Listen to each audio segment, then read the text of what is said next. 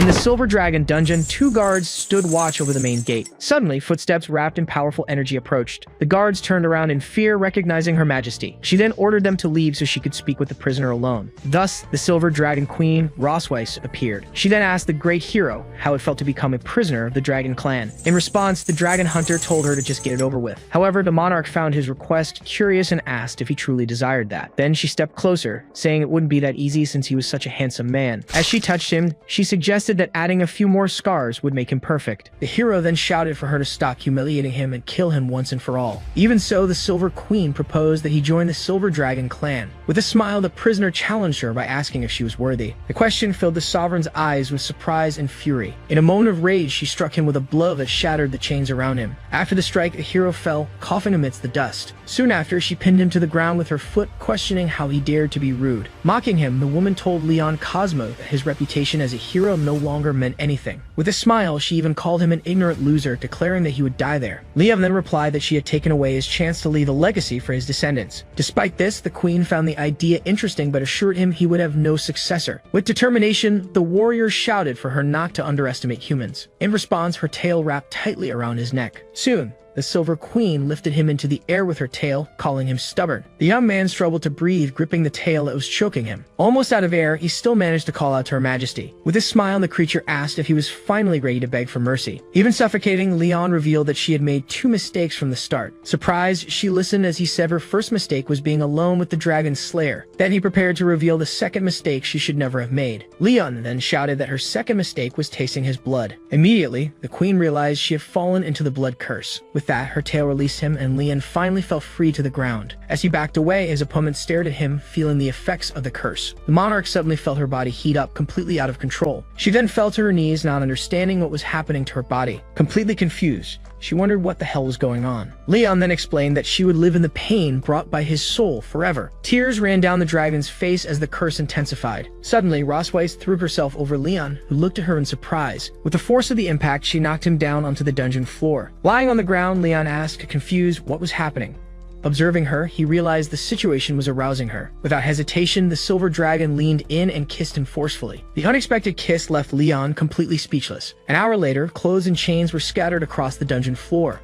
Soon, the creature awoke, the effects of the curse still visible in her eyes. As she sat up, she looked around, confused, trying to understand what had happened. Furiously, she turned abruptly toward Leon, unable to believe the situation. Then she screamed, asking what he had done to her. Leon then explained that the blood curse creates a soul connection and that when he dies, you will feel endless pain. The sovereign called it absurd, questioning what had happened if the effect was only supposed to occur after his death. With that, the prisoner admitted that what happened was an accident as he hadn't expected that side effect. Immediately, she shouted furiously for him to shut up. Even so, Leon asked with a smile if dragons didn't follow the rule of monogamy. He then revealed that she could no longer have another mate or descendants, as the spell had exceeded his expectations. Then he teased her by reminding her that, just like him, she now would have no successor either. Filled with rage, the queen called him a bastard as energy crackled around her. Calmly, he asked if she wanted to kill him, stating that she didn't need to because he would die soon anyway. Finally, Leon declared that his curse was for her to live with hatred and pain forever. The dragoness remained silent, dressing herself while processing the situation. Then she asked how a human could take revenge in such a despicable way and still want to die. With her hand glowing with power, she called him a scoundrel, incredulous at his attitude. Then she struck him with magical energy directly in his chest. Leon Cosmo was once a legendary dragon-slaying hero. At just 5 years old, he killed a fierce dog and became the apprentice of a passing dragon slayer. At 10, he entered the Imperial Academy, graduating as the youngest and highest-ranked student in history. By the age of 15, he was already on the battlefield, slaying dragons and reclaiming territories for the Empire. Thus, he became known as the strongest dragon-slaying hero and humanity's only hope for victory. But everything changed when he became a prisoner of the Dragon Clan, and 2 years had passed since his capture. Suddenly, he woke up screaming, as if emerging from a long nightmare.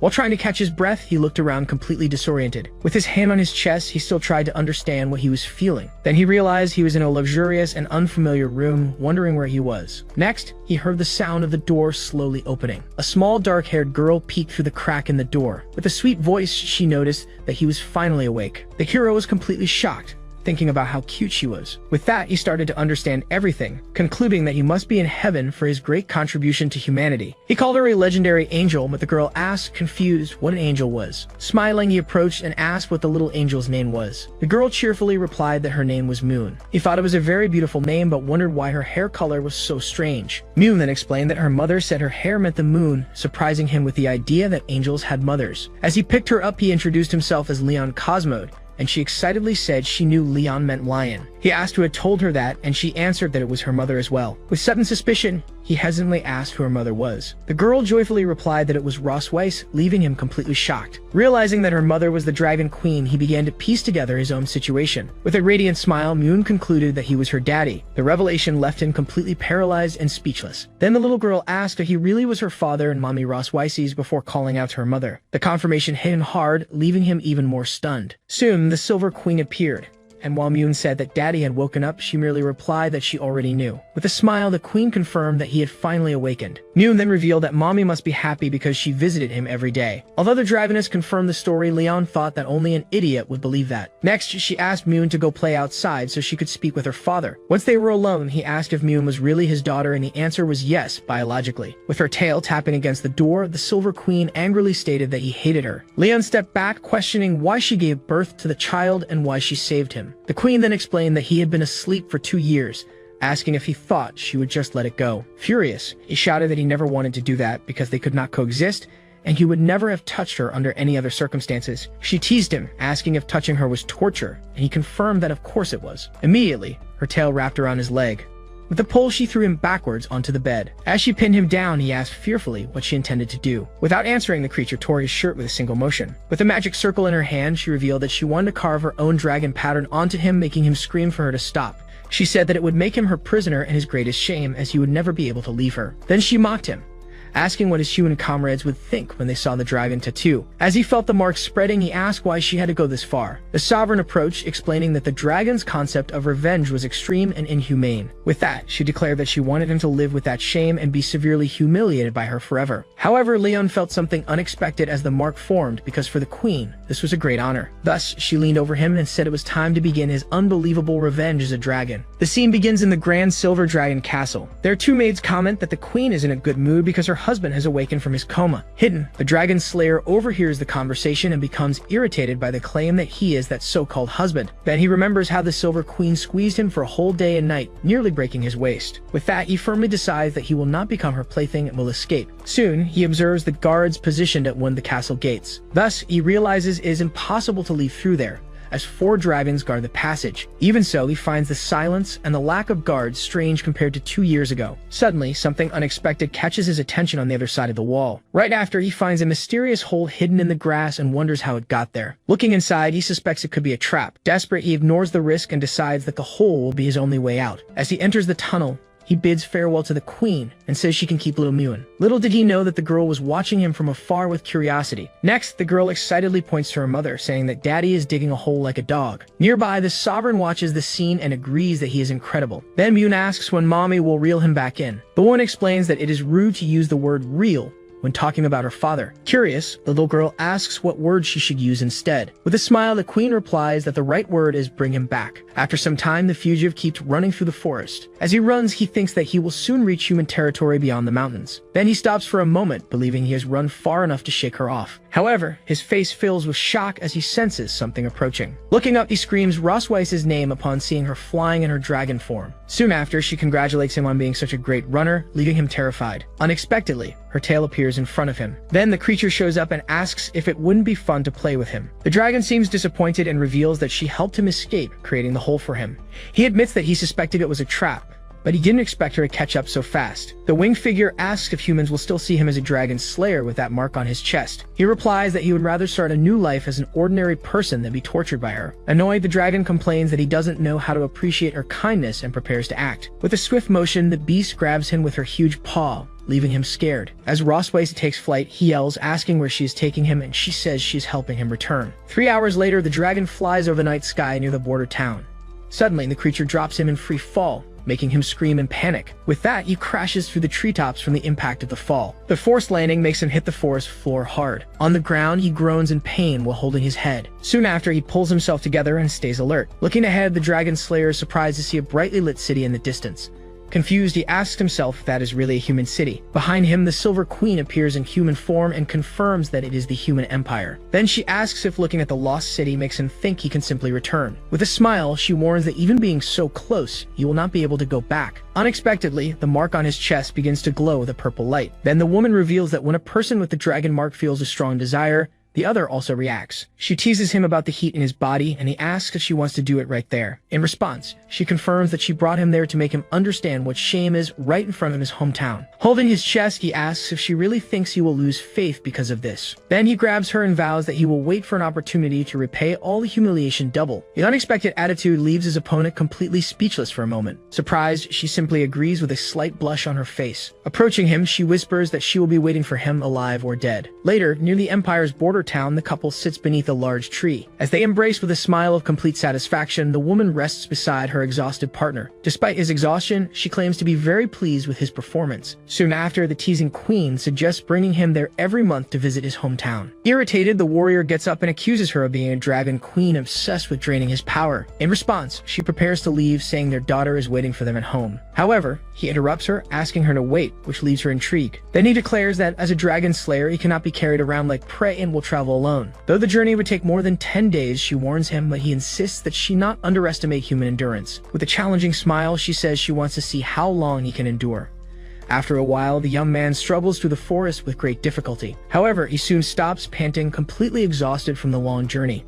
She catches up to him and asks if he needs help, but he denies being tired. She teases him, saying the only thing tough about him is his stubbornness, which irritates him. The two stare at each other for a moment, tension filling the scene. Suddenly, the young man spots a dragon slayer army approaching through the trees. Because of this, he becomes excited, imagining that the knights might help him escape the dragon. But at his side, the creature's expression turns cold and threatening. Immediately, he realizes that if he calls for help, they will all be killed without hesitation. At that moment, one of the knights raises his hand, signaling the group to stop. Soon after, the squad leader turns toward the couple and asks if they are lost. With a forced smile, the young man replies that they were just out for a walk, determined not to involve innocent people. The knight then warns them of the dangers in the forest and offers them a ride to ensure their safety. Shortly after, he introduces himself as Walker, captain of the 47th Dragon Slayer Squadron. Gratefully, the young man declines the offer, claiming they can protect themselves, trying to make them leave. Suspicious, the captain comments that the young man's face looks familiar and asks if they have met before. The simple question fills the Dragon Queen's eyes with fury. He quickly realizes the Danger Wing sees her hand glow with energy. In an agile movement, the young man grabs her hand, preventing any attack. To cover it up, he pulls her into a hug and claims that the captain must have mistaken him for someone else. He also says he has a common face, while whispering for her to let him handle the situation. The leader watches the scene, while the woman seems to accept his proposal. With a laugh, the captain says goodbye, saying he won't interrupt their romance any further.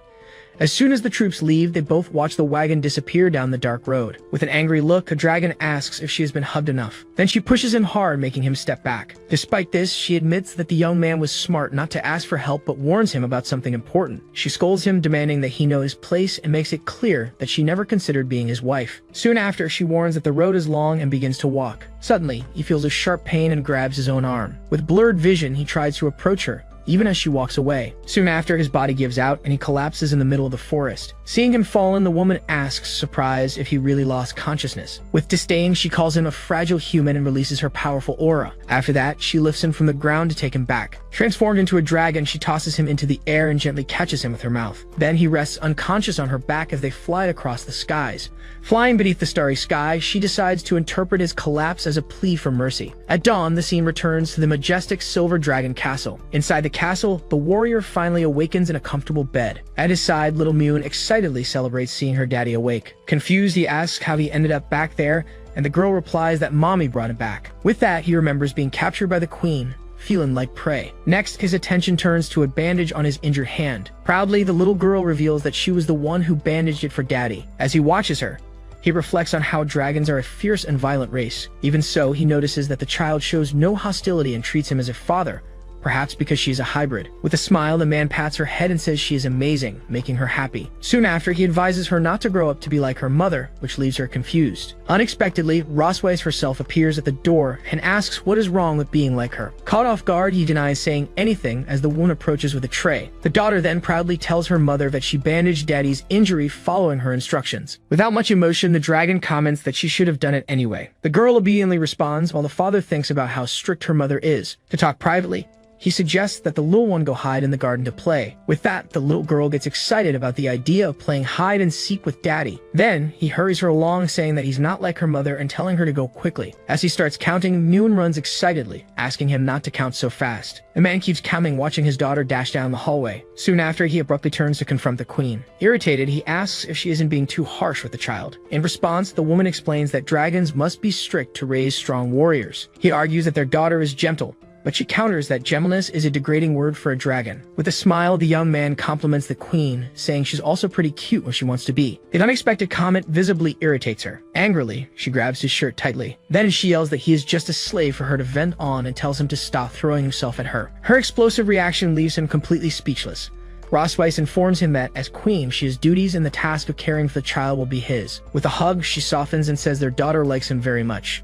Right after, the scene shifts to the beautiful castle garden. As he walks through the garden, he sarcastically reflects on the idea of being a babysitter for a child. Suddenly, an unexpected sound catches his attention from the other side. Soon he sees Moon hiding behind a pillar, thinking she's tricked him. With a smile, he points and shouts that he found her. The girl, however, remains still without reacting, so he watches her more closely. The man then notices the angry expression on the little girl's face and wonders why. Embarrassed, he tries to apologize for making her wait. Unexpectedly, the little girl turns and starts running, leaving him confused. Then he shouts, asking why she is running away. Confused, he wonders where she went as he just saw her pass by. Thus, he concludes that predicting a child's mood is very difficult. He then realizes why the queen left him with the task of taking care of her. Suddenly, Moon jumps on his back and happily celebrates catching Daddy. Surprised, he asks her if she hadn't just run past him. She explains that she went out looking for him because Daddy wasn't finding her. Hearing her explanation, he wonders if he really saw wrong.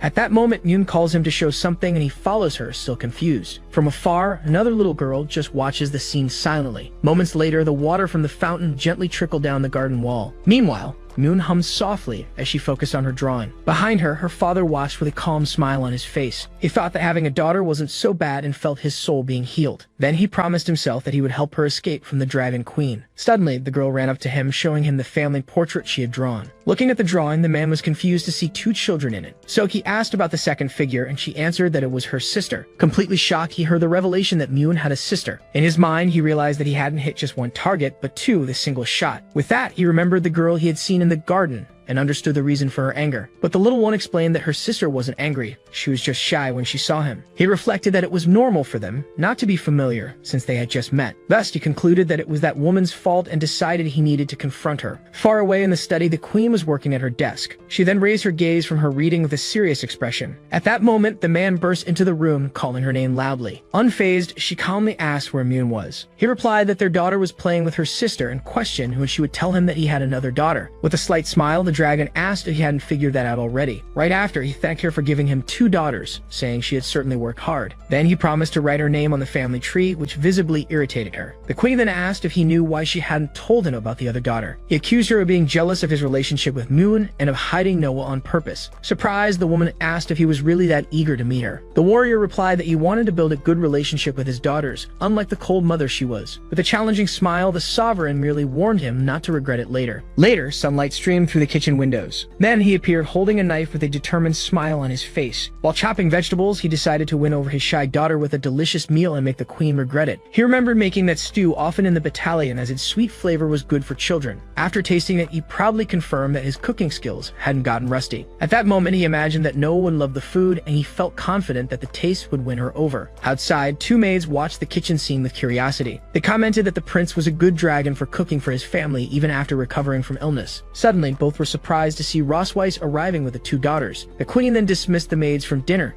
saying they could go rest. As soon as they arrived at the dining room, he greeted them, saying they were just in time. Moon ran to her father, praising the delicious smell, and he told them he had prepared stew and steak especially for them. With a loving look, he wondered if Noah could feel his feelings through the food. However, the girl simply turned her face away with disdain, leaving him completely shocked. He was frustrated, wondering why this was so different from what he had imagined. Then, he mentally accused Rosweiss, convinced that she had predicted this outcome and prevented him from meeting Noah for that reason. Firmly, the woman instructed the daughter to formally introduce herself to her father. The girl then introduced herself as Noah K. Melf, daughter of the Silver Dragon Queen Rosweiss. Trying to get closer, the warrior politely introduced himself as Leon Cosmo, her father. The girl's response, however, was one of total indifference. Awkwardly, he wondered if the child held some grudge against him. Sensing the situation, Moon whispered to her sister to speak more so she wouldn't embarrass Daddy. With her arms crossed, Noah doubted that he was really her father, saying he looked far too weak. Those words hit him hard, and he felt the full impact of her question. Wounded, he thought to himself that he had a wild daughter and was facing his first crisis as a father. The family dinner, which should have been a pleasant occasion, became the most tense moment of Leon's life. Though they looked alike, he noticed that his daughters had opposite personalities, with Noah being just like her mother. With a hopeful smile, he asked his eldest daughter if the food he had prepared was good. Noah replied that it wasn't, complaining that the meat was tough and hard to chew, which hit him hard. Seeing the scene, the queen couldn't hold back a discreet laugh. When Moon asked why she was happy, the woman replied that it was because the family was gathered together. Soon after, she teased her companion, asking if he wasn't happy too, and he awkwardly agreed. Moon then asked if Daddy could have dinner with them every day, and he agreed, though reluctant deep down. But the older sister interrupted the conversation, shouting that she didn't want that. The younger sister asked why, and Noah explained that she wanted to study at the Young Dragons Academy as soon as possible. Rosweiss reminded her that the department was for older dragons and asked why she was in such a hurry. The girl then declared that she wanted to start defeating dragon hunters right away, leaving her father stunned. He quickly realized in shock that the girl wanted to defeat him, her own father. With that, he tried to warn her that those warriors were strong and that it would be dangerous for her. Noah snapped back, saying not to treat her like a child, while he thought that she truly was one. The queen agreed with her daughter's idea, saying that the sooner she learned, the faster she could fight. Then she challenged the man to give a reason to stop Noah from going to the school. Realizing that opposing them would only make his image worse, he decided to change tactics. So he reluctantly agreed, saying it was fine by him. At that moment, he understood Rosweiss's true intention. He pictured her as a giant monster, realizing that she was using their daughter to mentally attack him. While promising himself to get revenge, the woman declared that he would help Noah prepare for the exam in a month. Excited, the girl immediately agreed to her mother's orders. As soon as dinner ended, Moon happily showed off her full belly to her sister. After the girls left, he turned to Rosweiss and called her. Then he said they needed to wash the dishes, leaving her confused by the request. She replied that the servants would take care of that. He explained that the proper way to end a family dinner was for the couple to clean everything together. Whispering, he asked if she didn't want to create a harmonious family environment for their daughters, even if it was all a lie. Looking back, Rosweiss saw their youngest daughter watching them with eyes full of hope. Seeing the girl's gaze, the queen reluctantly agreed to the idea. Hearing her response, Moon excitedly offered to help too. Noah then firmly grabbed her sister's hand. Next, she pulled Moon away, saying that the girl was coming with her. With the two girls gone, the kitchen fell silent, leaving only the dirty dishes in the sink. Rosweiss turned to her companion and asked when he planned to start helping. With a confident smile, he asked if she had forgotten what he told her 2 years ago. He quickly reminded her of his warning never to be alone with a strong dragon hunter, which left her surprised. Suspicious, the queen asked what he was planning to do. He replied that unlike last time, he wouldn't let himself be manipulated by her. Furious, the woman attacked him with her tail, questioning if he thought he could escape. However, he easily blocked the strike with just his hand. He grabbed her tail and asked who said he wanted to escape. The queen let out a cry of surprise at the sudden and unexpected touch. The pull threw her off balance, making her fall to her knees, completely shocked. Then, the man revealed that he had read about the dragon tail's weakness, asking with a smile if she couldn't do anything now. Soon after, he approached and commented that dragons are always eager to conquer and control everything. Finally, he asked if they had ever been controlled themselves, leaving her completely speechless. Despite her heavy breathing, Rosweiss remained completely flushed on the floor. Right after, she demanded that he release her tail. In revenge, Leon reminded her how he had been humiliated purely for her pleasure. With that, he suggested they try something different, provoking a flood of insults from her. Quickly, the woman reacted, trying to break free. Meanwhile, two maids wondered whether the prince's night had finally ended. Soon after, they entered the kitchen, surprised by how clean it was, and questioned whether the prince was responsible. One of them smiled, enchanted by a perfectly clean dish. Through the crack in the door, the dragon silently watched their conversation. Immediately, he silenced her, warning that the maids could not see her in that situation. Right after, the kitchen door closed. The young woman glared at him furiously. He approached, stating that now they could begin. His gaze was firm and determined.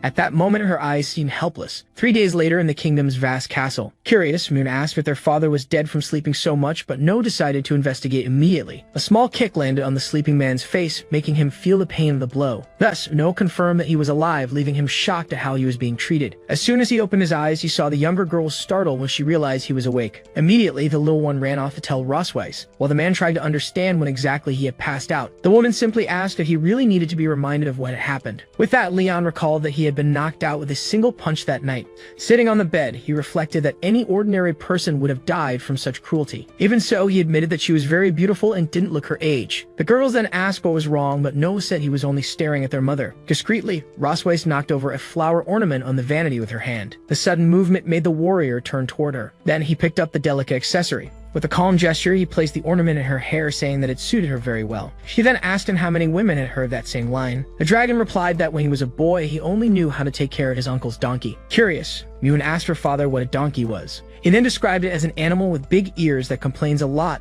just like their mother. The comparison made the woman glare at him furiously. Soon after, she struck him with a strong punch to the stomach. The daughters asked if their father was okay, and he replied yes, still in pain. The matriarch then announced that he would teach the girls how to write, making him complain for not being consulted first. Moon celebrated the news, while No declared she could do it by herself. Soon after, both ran off to the library to find a pencil, and No chose the color purple. Alone with the dragon, Rosweiss informed him that her sister would be visiting and could not see the daughters. He then asked why, wondering if her family didn't want to meet them. With that, the woman explained that he was now Leon Cosmo, a dragon who had awakened after 2 years. Finally, she ordered him to memorize the surname in case he encountered her sister. He simply confirmed that he understood Her Majesty's orders. As he watched her leave, he wondered whether the queen truly believed he would obey her.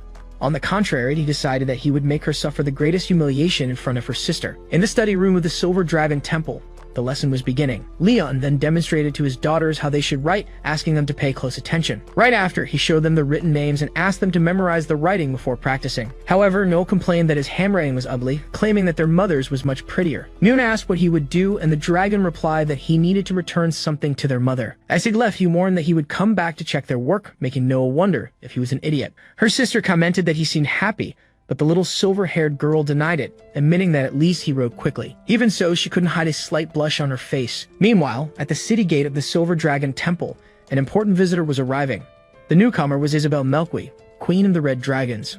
Right after, she hugged Rosweiss, happy to see her sister again after so long. The visitor commented that it had been a year since they last met and said that the other looked healthier. With that, she asked why her husband wasn't there since she had heard that he had awakened. Rosweiss lied, saying that he wasn't feeling well, and the queen expressed regret at not being able to meet the dragon who had won her sister's heart. Finally, she teased that they must get along well to have had children so quickly. Her sister denied having any feelings for him, claiming that the marriage meant nothing.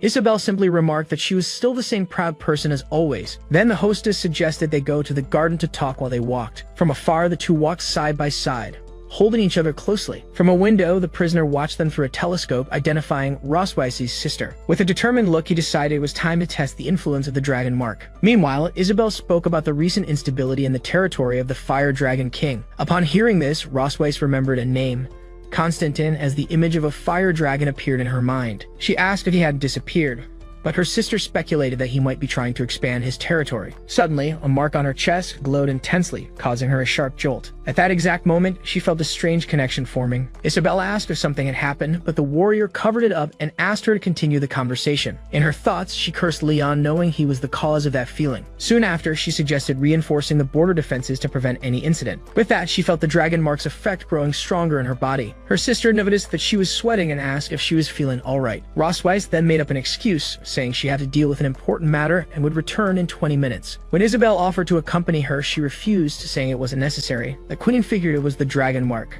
commenting on how young people these days love to play around.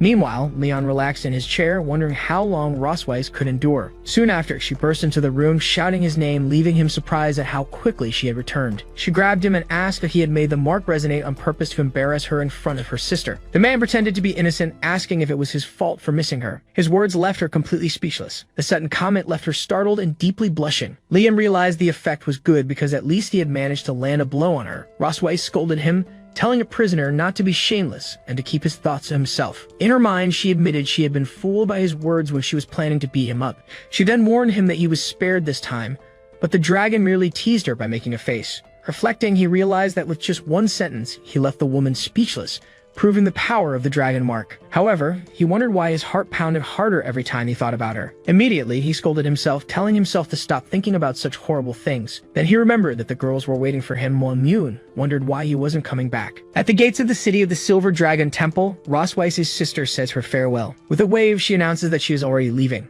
Then Rossweiss smiles and asks her sister to be careful on the way. Already in dragon form, the visitor insists on meeting her sister's husband, and Rossweiss promises to introduce him next time. Soon after, she flies away into the night sky. The Silver Queen watches her leave with a serious expression. After that, she angrily thinks that she will teach the dragon hunter a good lesson. Meanwhile, somewhere else, Leon suddenly sneezes.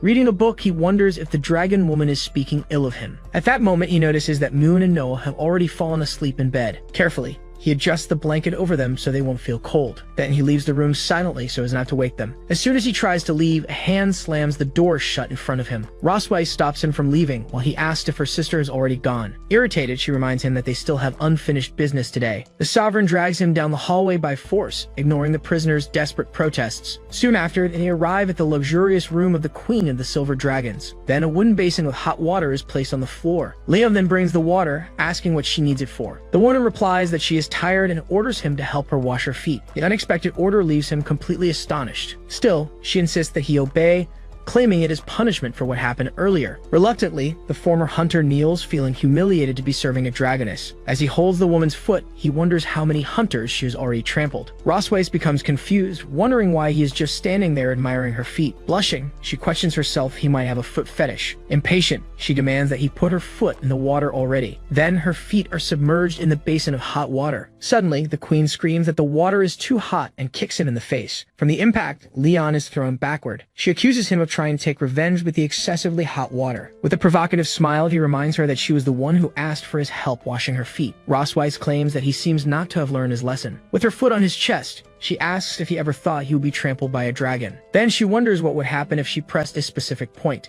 The strong pressure makes him grimace in pain and discomfort. Leon asks her to stop, while feeling a strange mix of shame and pleasure. With that, the dragoness challenges him, wanting to see how long he can endure it. Even so, he decides that he will not surrender to that woman's tyranny. With a swift movement, he firmly grabs her foot. Leon then comments that he has eaten many kinds of legs but never a dragon's. The threat leaves Rossweiss shocked, unsure of what he will do next. Soon after, he bites her leg, declaring that he would eat raw dragon claws. A furious scream echoes through the castle, with the queen promising to kill Leon Cosmode. The next day, Noon wakes up still sleepy in bed. Curious, she asks her mother why she is limping, but Rossweiss only replies that it is nothing. Soon after, she asks Leon about the bandage on his face, hearing the same evasive answer. The girl's expression becomes confused at their replies. With that, she cheerfully concludes that it was a fun game and also wants to take part. In the garden surrounding the Silver Dragon's castle, Leon and Rossweiss walk in silence. Ahead, the woman walks with an irritated expression while he follows closely behind. From a distance, two maids observe them, thinking the scene resembles a romantic date. However, one of them finds it strange that the queen and the prince do not seem close. Rossweiss continues her walk without saying a word. The man also seems uncomfortable with the situation. With that, he breaks the silence and questions her about the reason for this walk. Moments earlier, he had refused to go out for a walk with her. The dragoness then explained that they needed to maintain the facade of a harmonious family for the people.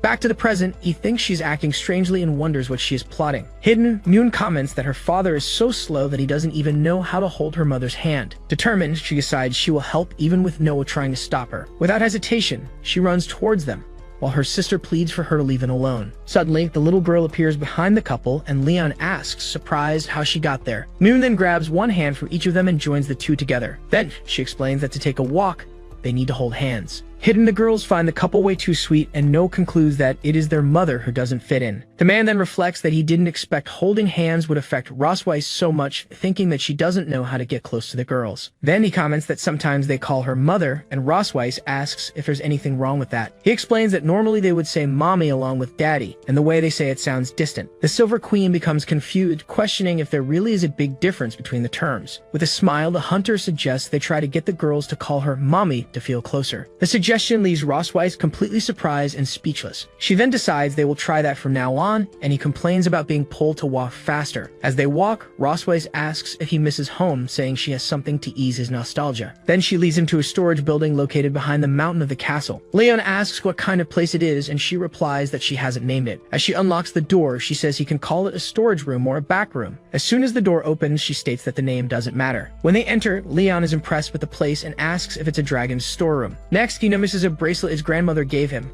commenting that it would be worth a fortune in the Empire. Rossweiss then explains that some items are meaningful to her, while others are just war trophies. Later, he asked about her family, and the Silver Queen reveals that she and her sister were raised by their grandmother. Leon adds that he also grew up in an orphanage and was adopted by his master. Curious, he asks what she really wanted to show him there. The woman approaches a chest, claiming that its contents will help him forget his worries. When she opens the chest, Leon is shocked to see his black and gold armor. Rosweiss then asks if he hadn't always wanted to recover that armor. In disbelief, he wonders if he's dreaming and if she's really going to return it to him. With a mischievous smile, she confirms that she is. However, as soon as he touches the armor, a seal of magical runes shines brightly. Leon notices the runes and laments that his old friend has fallen so far. With a victorious air, Rosweiss reveals that he has finally fallen into her trap. As the energy surrounded him, Leon asked angrily what Rosweiss had done. With a smile, she revealed that she had placed a dragon mark on the armor, activated by his touch. Then the prisoner's hand convulsed as the effect began. He grabbed his chest, regretting that he had trusted that dragon. With a satisfied smile, the queen remarked that the mark's effect would double. Soon after, she grabbed his chin and teased him,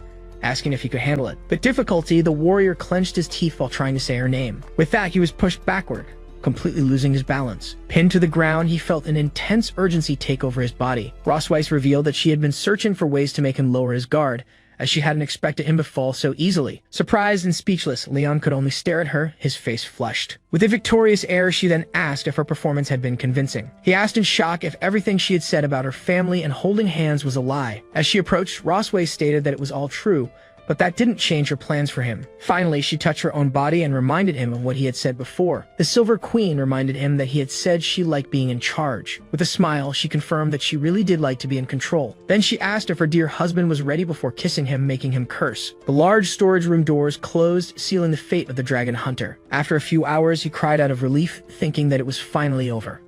Lying beside him, Rosweiss watched him with a satisfied expression. Irritated, Leon asked what she wanted now. Holding his chin, she commented that his scars had faded and that he had a more mature look. The prisoner then protested angrily, stating that he wouldn't fall from her trap again. As she got dressed, the woman admitted with a smile that he had also become smarter. However, she paused, making Leon uneasy. With a mischievous smile, she finished by saying that his body had deteriorated a lot. Confused, he could only ask what that meant. Her statement that his body had decayed left him completely shocked. The repetition of the phrase left him frozen in complete despair. The humiliation continued as the queen's words echoed in the prisoner's mind. The next day, a new dawn rose over the vast castle. With an exhausted appearance, Leon opened the door and asked who was there. On the other side, Rosweiss greeted him with a good morning, while Noah waited silently. With a teasing smile, she remarked that he didn't look like he had slept well. Leon then asked whose fault that was, but the woman pretended not to remember anything. Watching the scene, the little girl just thought that they had already started arguing again. Rosweiss then informed him that he needed to give no lessons for the academy's strict test. Next, she teased him by saying that after yesterday, he could only prove his worth in other areas. Furious, Leon protested that the previous night he just hadn't been in good shape. Then he promised he would make no pass the test, but demanded something in return. The Silver Queen accepted the deal, but on the condition that his request wouldn't be excessive. With a determined look, the dragon agreed to the proposal, sealing the deal. Rosweiss wished them good study and told him not to push himself too hard, leaving him irritated. Noah then asked why he argued with Mommy, and Leon replied that it was just their way of talking. Surprised, he asked the girl what she had just called Rosweiss. Innocently, the little girl simply repeated the word Mommy, holding her book. Then he asked if she preferred calling her that, and Noah timidly confirmed that she did. With a satisfied smile, Leon celebrated, having guessed that she would like it. In response to his reaction, the little one just stayed silent, a bit embarrassed. Soon after, she said it was time to study and began to walk, making her father ask her to slow down. Although they were in the study room of the Silver Dragon's castle, two little creatures were making themselves known. Nearby, the young man was focused on his studies. However, the Valkyrie approached and asked why he hadn't gone to sleep yet. Because simple lessons weren't enough for Noah, he explained that he was preparing a special study plan for her. Thus, he claimed to be sure that the girl would pass the test with only 1 month of study. In response, the woman proudly said that the girl took after her. But he looked at her with a smile and said he seriously doubted that. Right after, he boasted about having graduated as a genius and having won all the school's honors. Moreover, he asked what awards the queen had won, leaving her speechless. Still surprised, the warrior reflected, not imagining that he was so intelligent as well as strong. Even so, she teased him about how he ended up as her prisoner, making the young man shout that he had only lost once.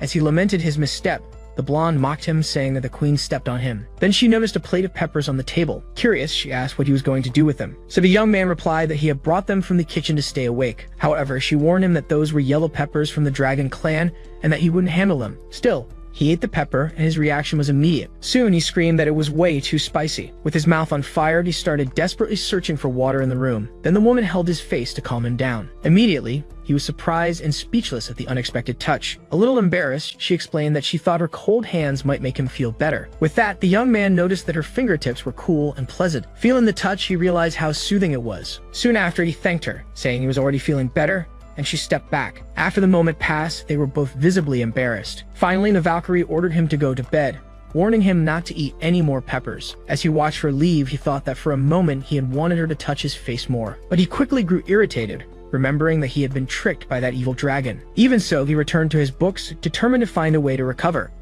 Then he flipped through a book, dismissing the red dragon fruit and the Ling Yu herb, until his eyes fixed on a page describing the dragon big force. With a smile, he realized that he had finally found what he needed. The next day, he informed the girl that he had already corrected her practice test. She then made a guess of 50 points.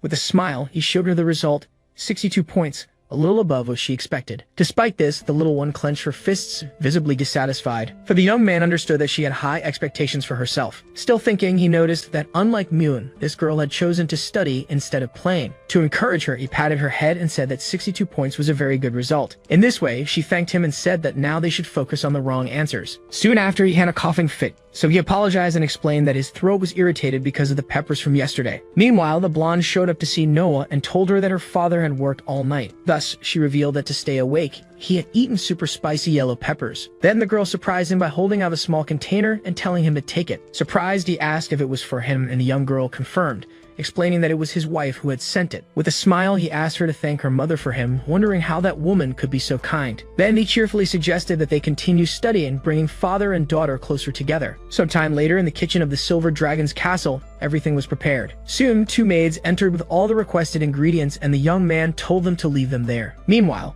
he thought to himself that he had asked for irrelevant items so they wouldn't guess his plan. Furthermore, he reflected that despite using common ingredients, the success rate of the potion was very low. First, he began the process by grinding and mixing all the necessary components. Then he added them in order into a pot to cook. Hours later, he was frustrated to realize that he had failed once again. He still regretted having followed the book's methods several times, always failing at the purification step. The separation method described using high heat could easily nullify the medicine. Therefore, he concluded that he needed a more effective way to separate the medicinal residues. At that moment, a lightning bolt cut through the sky outside. Sitting in a chair, he looked out the window and remarked that it was going to rain soon. However, when he looked again at the flash of light, he had a sudden idea. He remembered his alchemy teacher saying that electrolysis sometimes succeeded where fire failed. Excited, he decided to try distilling using his magic, but questioned its efficiency given his still limited power. Even so, he claimed to have enough control to use his magic precisely. Half an hour later, he held a small pill and celebrated his success. With a satisfied smile, he concluded that preparing dragon medicine was simple. Suddenly, his daughter appeared and asked what Daddy was doing. Immediately,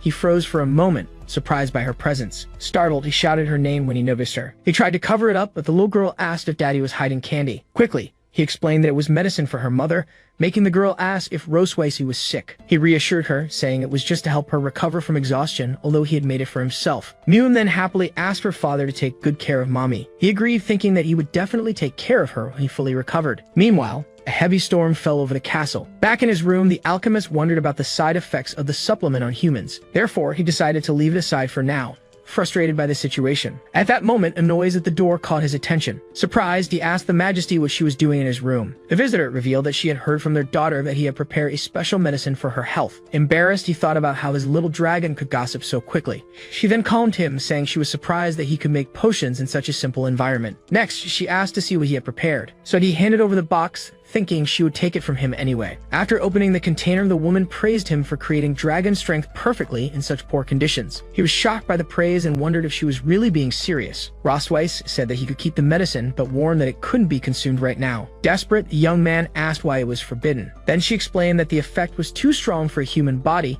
making him wonder if the medicine was truly that powerful. The queen stated that she was saying this for his own good, because a human wouldn't withstand the effect. Indignant, he declared that he had already defeated countless dragons and accused her of underestimating him. Completely ignoring the warning, he put the pill in his mouth. Immediately, he declared that courage is the anthem of humanity, while Rosway screamed his name in despair. At that very moment, he felt the pill's power surge through his body. Thus, the warrior ran to him and scolded him, warning that she wasn't good with healing magic. Then she held him and said she would try to break the medicine's effect first. Even in pain, he struggled while she shouted for him not to move. With his body crackling with energy, he stared at the Valkyrie and declared that this was human courage. Under the rain, a large amount of energy gathered around the palace. Suddenly, the young man screamed as blue lightning completely surrounded his body. Frightened, the queen wondered what he was doing using lightning magic on himself. Still, he simply endured the pain as the electric energy continued to flow. Soon after, he lost consciousness, and she caught him before he could hit the bed. With the young man lying down, Rosways asked if he had completely lost his mind. Then she turned away, saying she would wait and call the palace doctor. However, her hand was grabbed before she could step away. The Valkyrie looked back, surprised by the sudden gesture. In an instant, he grabbed her tail with a dazed smile. Irritated, she demanded to know what he was doing now. With a happy expression, he called her his wife and asked where she thought she was going. Completely shocked, she questioned who he was calling by that title. As she demanded that he let go, he refused to let his wife leave. Seeing him persist, the warrior wondered if the lightning magic had caused mental confusion as a side effect. She concluded that even acting like an idiot, he didn't seem to be in danger. With his persistence, she finally gave in and asked what it was that he wanted so badly. The alchemist then replied with a smile that he wanted to have another child with his wife. The unexpected declaration left her completely speechless and visibly embarrassed. Even when she scolded him for not taking care of the children they already had, he insisted he wanted a third. To avoid further trouble, she decided it was better to keep playing along for now. Thus, Rosways agreed to have more children and even to visit his homeland when they were ready. As he celebrated, she thought that him acting spoiled was even more annoying than usual. Next, the bold man called her the best wife and leaned in to kiss her. The queen pushed him away, telling him not to take advantage while wondering when the medicine's effect would wear off. Soon after, she called him an idiot and punched him in the face. After knocking him out onto the bed, she sighed and admitted she couldn't help but hit him. Concerned, she leaned in and asked if he was okay. Suddenly, he woke up saying he felt a little strange. At that moment, the warrior panicked upon seeing a dark mark appear on his chest. She wondered how the dragon mark on his chest could have activated now. Then, he firmly grabbed her shoulder. As he gently pushed her toward the bed, she asked what he thought he was doing, but the young man replied that he felt strange. Soon after, he described how his body felt too hot and his chest was pounding. The queen then realized that the dragon mark combined with the lightning had intensified his desire for vital energy. With that, he hugged her by the tail, saying that he loved her, making her think she wouldn't be able to stand it if this continued. Irritated, she pushed him away and shouted for him to get off since her tail was dragging on the floor. Suddenly, the alchemist paused and placed a finger on her lips. He changed his tone and told her she looked incredibly beautiful tonight. Surprised, she realized his attitude had shifted to an intensity that wouldn't take no for an answer. At that moment, she began to wonder if she was also unconsciously wanting the same thing. With a gentle voice, he asked if his wife could help him with this. Embarrassed, she finally agreed, but warned that it would only be for tonight. In an instant, the two shared an intimate and silent moment, united by the storm outside. The next morning, the sun shone over the palace. Leon finally woke up, feeling the effects of the previous night. Beside him, Rosways watched and asked if he was already awake. Completely startled, he moved away and asked what she was doing there. Then he sat up, complaining that his whole body was sore. As he tried to understand what had happened, she asked if he didn't remember anything. With a teasing smile, she showed him the marks on his back, saying that a dragon hunter shouldn't forget such things. Shocked, he wondered if he was really the one responsible for those bite marks. Suddenly, flashes of the previous night flooded his mind. With a full memory of the events, Leon screamed in embarrassment. She then asked if he now remembered how he had begged her last night. As he continued panicking, Rosways began repeating the words he had said. Desperate, the alchemist interrupted her, saying there was no need to continue, as he already remembered everything. He reflected that he had created the elixir to improve his health, but hadn't imagined the effect would be so extreme. Leon admitted he had overdone it and asked if he had hurt her, but she assured him she was fine. With a smile, he stated that now she knew his body well and could no longer claim he couldn't handle it. Rosways simply stared at him with an intense expression. Then she came closer and he asked what was wrong. She grabbed his chin, praising his performance and saying she expected him to keep it up. Indignant at the comment, Leon asked if he had now become her servant. Changing the subject, she mentioned the bet they had made about the treatments. She then admitted defeat and asked if he had already thought about what he wanted as a reward. Leon replied with a sly smile that he had already decided. Then he asked her to send someone to check on his master and his master's wife in the Empire. Rosways explained that a visit was possible, leaving him deeply grateful for the help. Soon after, he composed himself and thanked her more formally. Elsewhere, in the Garden of the Silver Dragon Sanctuary, Mune approached and asked if her father was sick. Surprised, Leon denied it and wanted to know why she was asking. Mune then revealed that her mother told her it was he who took the medicine, and that men couldn't say they were sick. He became furious, questioning how Rosways could say such things to a child and reflecting on his dignity. While the little one kept insisting on knowing if he was still sick, Leon scolded her and ended up biting his lip, making it bleed. Seeing the blood, Mune panicked and begged him not to die, saying she couldn't live without him. Liam calmed her, assuring her that he was fine, while thinking that she really reminded him of her mother, especially in her bluntness. To distract her, he offered to make a new toy, and Mune excitedly celebrated the idea. With that, Leon began assembling a small colorful cube with his tools. Then he presented the magic cube and explained that she could turn its parts however she wanted, leaving the girl thrilled. He reflected that he had never thought of using his mechanical skills to care for children and wondered if he had a knack for it. Suddenly, his expression changed as he sensed something unexpected in the air. Immediately, he looked carefully toward the garden. Moon asked what it was, but he brushed it off, saying it was nothing. In his thoughts, he remembered feeling for a moment the gaze of a dragon coming from the direction where Noah usually trained. Knowing that she probably wouldn't want to approach, he decided to make a toy for the older girl as well. Later, Noah peeked through the bedroom door while Moon was already asleep. On the table, she found a magic cube with a note from Leon, challenging her to try to solve the puzzle. The girl held the cube, claiming she didn't care about childish toys. Even so, she began to turn the pieces with curiosity. Soon after, Noah hugged the gift with a smile and silently thanked her father. Although St. Heath Academy is a school of nobility with strict standards for dragons, a student's family is an important evaluation criterion. For this reason, to maintain the illusion of a united family, Rosweiss brings everyone to the floating city. As soon as they arrive at their destination, the woman lands in her majestic dragon form. Then Leon approaches and says he will help Moon get down slowly. While he holds her, the girl asks why he didn't transform into a dragon too. At that moment, he awkwardly thinks that he's great at killing dragons, but not at becoming one. Soon after, Noah suspiciously asks if he really can't do it. Faced with the question, the man is completely speechless.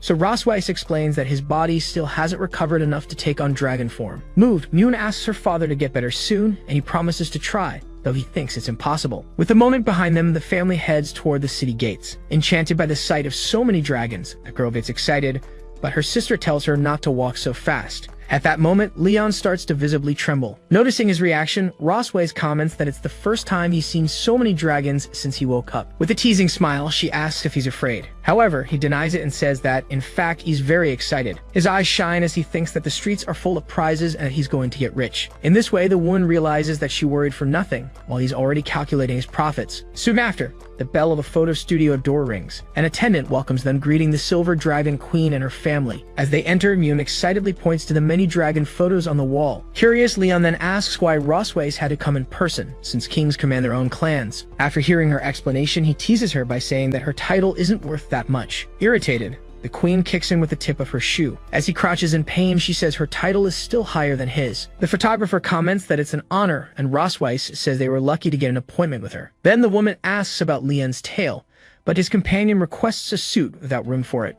She remembers how he once refused to wear tail decorations, claiming it hurt his dignity. Back to the present, the photographer guides them to try on their outfits, and Moon celebrates that she'll wear a pretty dress. Sometime later, the girl and Noah appear in their new dresses. Right after, Leon shows up wearing an elegant white suit. Delighted, Moon immediately praises her father, saying he looks very handsome. The photographer comments that the suit suits him well, and the man recalls that the last time he wore one was at graduation. With a smile, he turns and asks Noah's opinion. Embarrassed, the girl agrees that he looks handsome. He then compliments his daughter's dresses, saying they look adorable too. At that moment, the curtain of the nearby fitting room opens. As soon as Rosweiss appears in a black dress, Moon exclaims that Mom looks beautiful. Seeing her, Leon is surprised and completely speechless. When she asks what's wrong, he awkwardly replies that the dress suits her. The woman suggests that he would look better with a tail, but the man immediately refuses the idea. Soon the girls call their parents, asking them to come quickly. Faced with this, the photographer announces that it's time for the photo and asks the couple to come closer. Reluctantly, the two move closer for the photograph. The photographer then asks them both to smile and begins the countdown for the picture. Soon, the family photos are revealed, showing all of them posing together. Upon seeing the images, the professional praises the couple, saying they really look like they belong together. Finally, the photographer informed them that the photos would take 6 hours and suggested the family enjoy a stroll through the city. As they left, everyone said goodbye to the photographer at the studio door. While walking down the street, Moon called her sister over to look at a stall. Surprised, Rosweiss commented that she was going shopping with her partner, who explained that it was to relax before Noah's test. Soon, the girls became enchanted with the prizes at a game booth. Suddenly, a nearby noise startled the couple. The booth owner encouraged the children, saying they could hit the target if they kept trying. Observing, Leon noticed there were shooting games at the booth, and Moon excitedly called for him. After seeing Noah lose, he thought that the game was designed so the owner would always make money. Rosweiss then explained that the game was difficult for the girl because it used traces of magical energy. At that moment, the owner offered the couple a chance to play and win a teddy bear for their daughters. Faced with this, the hunter turned and asked the girls if they really wanted the prize. The two vehemently denied it, but he understood that their answer actually meant yes. Without hesitation, he asked for 10 shots from the owner, warning that Rosweiss would be the one paying. Holding the gun, he thanked her and commented that he hadn't held one since Hunter Academy. With a quick shot, he hit the target dead center. Meanwhile, the booth owner thought he had adjusted the gun so that no one could win. To his surprise, all the targets were hit in a perfect sequence. Leon celebrated his own luck, while the man muttered that it was impossible. Mew shouted that her dad was amazing, and his companion admitted that he wasn't half bad. The owner then handed over the prize to the winner, who thanked him with a victorious smile. Then he gave the teddy bears to his daughters, who thanked him excitedly. Ross Weiss watched the scene and thought that when he truly dedicated himself, he had a certain charm. Soon, the young man noticed her gaze and wondered why she was staring at him. Nearby, a little girl asked her mother for a teddy bear too. Shortly after, Ross Weiss found herself holding a giant teddy bear in surprise. Seeing the scene, Leon laughed at the vendor's frustration and, excited, asked the boss for 10 more shots. Despite a warning not to waste time, he replied that he was there to have fun with his daughters. The hunter asked if she didn't like it, and the woman replied that she didn't want one, but he insisted that he couldn't leave her empty-handed. Even though she thought the bears were useless, she admitted to herself that they were cute. Holding a teddy bear, Ross Weiss asked him to come to her room after dinner. With the unexpected invitation, Leon was completely shocked. Later, the castle lit up, setting the stage for the encounter. As he walked down the corridor, he concluded that he had been summoned for an intimate moment. Even so, he pondered that if he went, he would suffer for a night, but if he didn't, the suffering would last all week. Determined, he decided to face her and ran toward the bedroom door. To his surprise, he noticed the door was unlocked. Cautiously, he entered the room and called for Ross Weiss. Upon hearing the sound of water coming from the bathroom, he deduced that she was taking a bath. Looking at the door, he noticed her silhouette through the glass.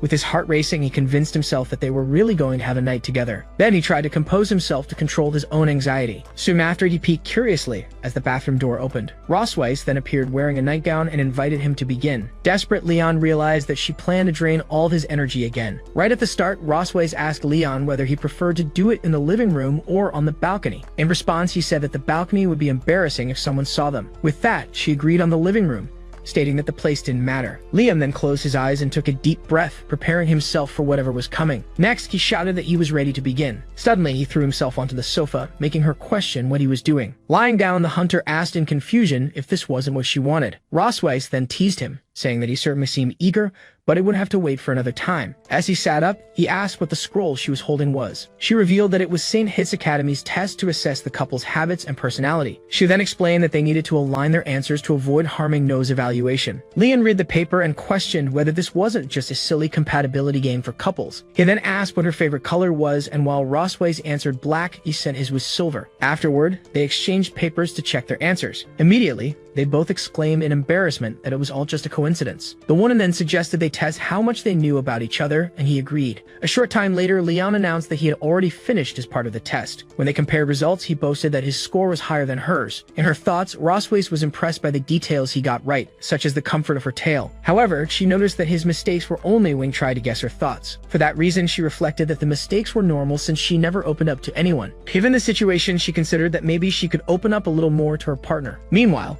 he noticed that she was staring at him and wondered if it was because of anger over the score. To break the silence, he laughed and reassured her, saying it was hard to get a high score with so little time spent together. Right after, he stated that for No's sake, they needed to try to understand each other a bit more. Upon hearing this, Ross Weiss was completely flustered. Next, she hit him and told him to stop stalling and write down the correct answers already. Then they argued about the answer to the disappointment question, with her expecting him to use his dragon strength another time. A week later, Leon celebrated their new average while Ross Weiss slept in his lap. Satisfied with the result, he then said goodbye so he could leave. As he stood up, she grabbed his clothes and asked him to wait. Then, she invited him to take a bath in her bathtub before leaving. Liam then asked, surprised, if she really wanted him to bathe in her room. Without giving him time to think, Ross Weiss pushed him toward the bathroom, telling him to go already. In the bathroom, he wondered why she was so insistent and whether she was planning something. However, he concluded that she was probably just tense because of the test.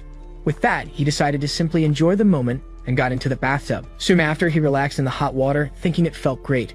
Suddenly, he was startled to see Ross Weiss entering the bathroom, wearing only a towel. She approached and said she had accumulated a lot of stress and wanted to relieve it now.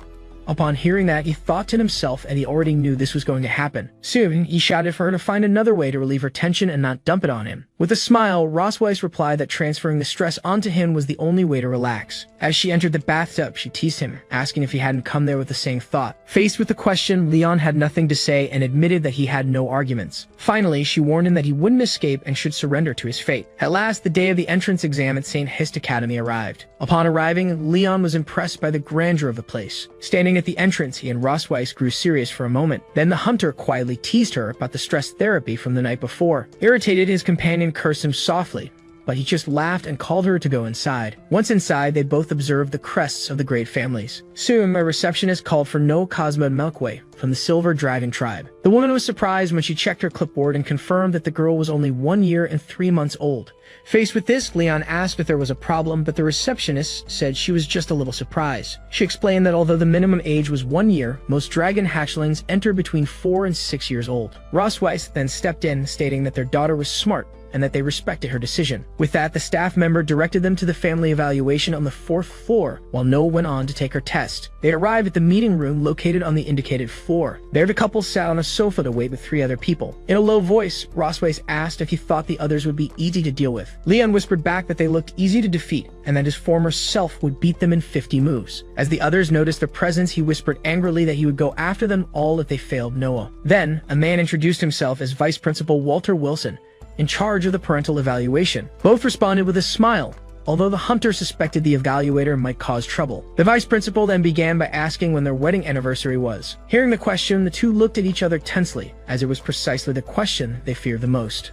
In a flashback, Ross Weiss worried about how to answer since they weren't actually married, and Leon suggested using a memorable date. She then began to recite the agreed-upon date, the year 1733 of the creation era. Together, they answered with a smile that it was on May 25th, the day they met in the dungeon. The vice principal commented on how fast the marriage and pregnancy happened, and the hunter made up a story about love at first sight. Then the evaluator asked if they had discovered any flaws or bad habits in each other. To sound more convincing, Leon said yes, while Ross Weiss said no, as they had agreed. Pressed to explain, Leon began to say that sometimes he felt he wasn't very important at home. Even so, he continued, praising Ross Weiss for being highly efficient and taking care of everything perfectly. However, he admitted that she built up stress, and that he wished to help more, finishing with a mental plea for her to stop taking it out on him. During the interview, the lady asked the dragoness what her husband's most charming qualities were. Ross Weiss then described him as handsome, intelligent, and responsible, listing several of his traits. He listened with a forced smile, not knowing whether he was being genuinely praised or just mocked. Then she took his hand and told him not to overdo things. Moments later, she squeezed tightly, making him feel a bit of pain. Seeing the scene, the interviewers concluded that the two were a deeply in-love couple. The interview continued in a pleasant atmosphere among everyone in the room. To finish, the evaluator proposed that they ask each other one final question. Ross Weiss smiled and said she had no questions, as she already knew everything about her partner. Then the evaluator turned to the hunter, who wondered how to end the evaluation quickly. Leon surprised everyone by asking if she liked the teddy bear he had given her. The unexpected question left Ross Weiss confused, not understanding his reason for asking it. With her flushed face, she timidly admitted that she liked the gift very much. Satisfied, he smiled and said he had no more questions to ask. Thus, the evaluator concluded the assessment and thanked the couple for their cooperation. A few days later, a messenger dragon flew in through the window, and Mune announced that the message had arrived. Anxiously, everyone gathered around the table as Leon prepared to open the scroll. The letter revealed that Noah had passed the evaluation and should attend the admission ceremony. As the sisters celebrated her success, the parents looked at the result in surprise. Then Mune hugged her sister, saying that she and their parents were amazing.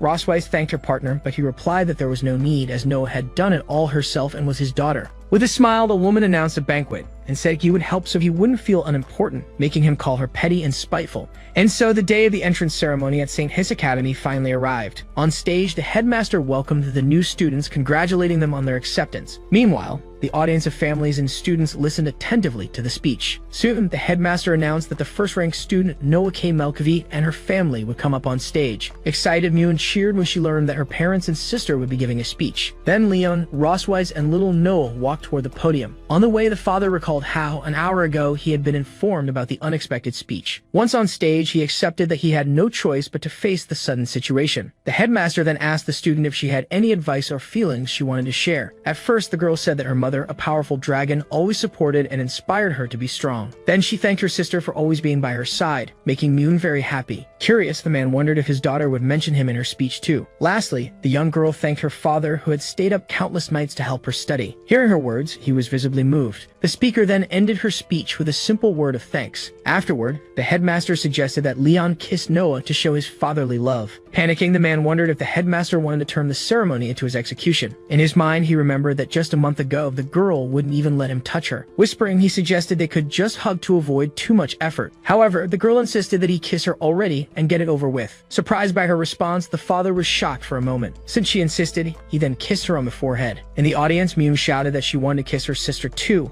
but the maid stopped her from running up.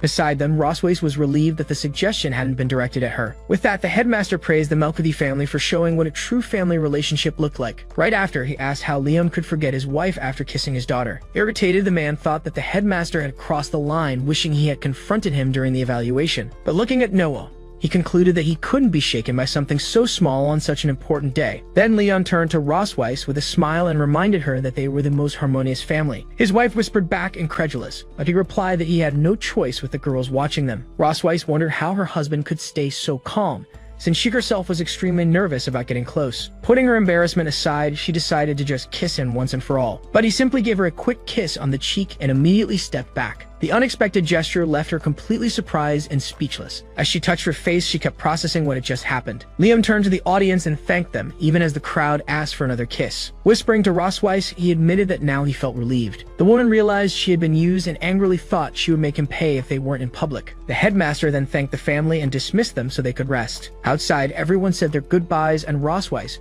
told her daughter that she would pick her up on the weekend. In a hug, Muin asked her sister not to forget about her, and Noah reassured her. Leon advised her to eat, study, and take care of herself, but the young girl replied that she was no longer a child. With that, he revealed that he was only passing on the advice his wife had been too shy to give. In a more serious tone, the father instructed her to fight back if she was ever bullied, assuring her that she would have his support. The girl asked if he had ever done that, and Leon explained that he always got beaten by her grandfather whenever he fought. But he reassured her, saying that unlike her grandfather, he wouldn't hit her over such things. Noah understood the lesson and clenched her fists, showing her determination. Later, in the office of the Queen of the Silver Dragon Temple, light filled the room. Meanwhile, Rossways was reading about the blood spell, a forbidden magic that sacrifices the caster's life. As she reflected, she realized that with a small modification, the spell could be turned into a useful resource. Suddenly, the door opened, and she was surprised to see that someone had already returned. Shirley, her trusted handmaiden, knelt and greeted her as Majesty. The sovereign then asked about the investigation, and Shirley regretfully reported that she hadn't found the whereabouts of Tiger Lawrence and his wife. Questioning their disappearance, Rossways was told that they had carefully erased their tracks. Faced with this, Rossways concluded that Leon's master didn't seem to be just a simple farmer as he claimed. For that reason, she ordered her servant to continue the investigation and report any new findings. Moments later, the hunter was attacking as he trained with a staff.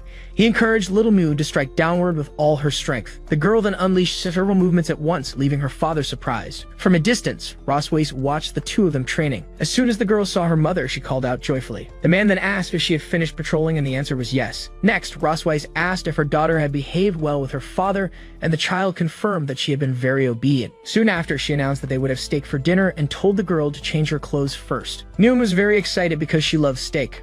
Quickly, the maid took her away, while the little one left singing happily about dinner. After the child left, the queen turned to speak with her husband. Suddenly, he pointed the branch she had been using for training at her face. She then asked if he had finally decided to attack her, reminding him that would be treason. Leon replied that it was just a branch and questioned whether she seriously called that a weapon. Even so, the woman countered that in his hands as the strongest hunter, even a branch would be a deadly weapon. The man simply turned his face and sighed in response. Soon after, he asked her to give him a proper compliment without sarcasm, but her response was a flat refusal. Admitting his intention, he said he just wanted to scare her, while Rossways doubted that a branch could hurt her in her current state. At another moment, she mentioned that Noel had written a letter saying everything was fine at the academy. Liam thought that wasn't much, but his companion explained that it was rare for their daughter to write to reassure them. With that, he agreed and commented that in that way the girl was very much like her mother. Rossways gave him a serious look, about to say something. Then she commented that despite his serious face, he was kind and that their daughter admired him greatly for his strength. She explained that in the girl's mind, he was like an exemplary student she needed to surpass at the academy. Leon smiled with relief, as until then,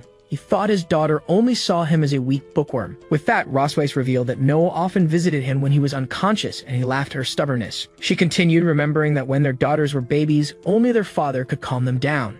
The memory showed Leon sleeping peacefully with the two little ones by his side. Even so, he admitted that the idea of blood ties still felt somewhat distant to him. Soon after, he recalled his childhood as an orphan, never understanding what a family truly was. At age 5, his master and the master's wife adopted him, treating him like a son. For the first time, he had the idea of a home, though sometimes he felt a void when he saw their families.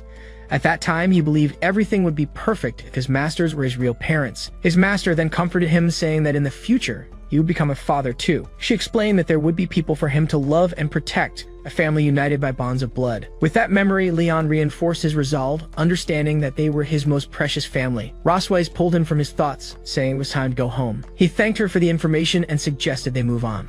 Then the woman moved her foot toward her shoe on the floor. Seeing his hesitation, she asked him to help her put on her shoes as a form of gratitude. Leon was completely confused by such an unexpected request. Despite Rosweiss's insistence, Leon refused to help her put on her shoes. He complained that washing her feet had already been humiliating enough, and he didn't intend to lose his dignity further.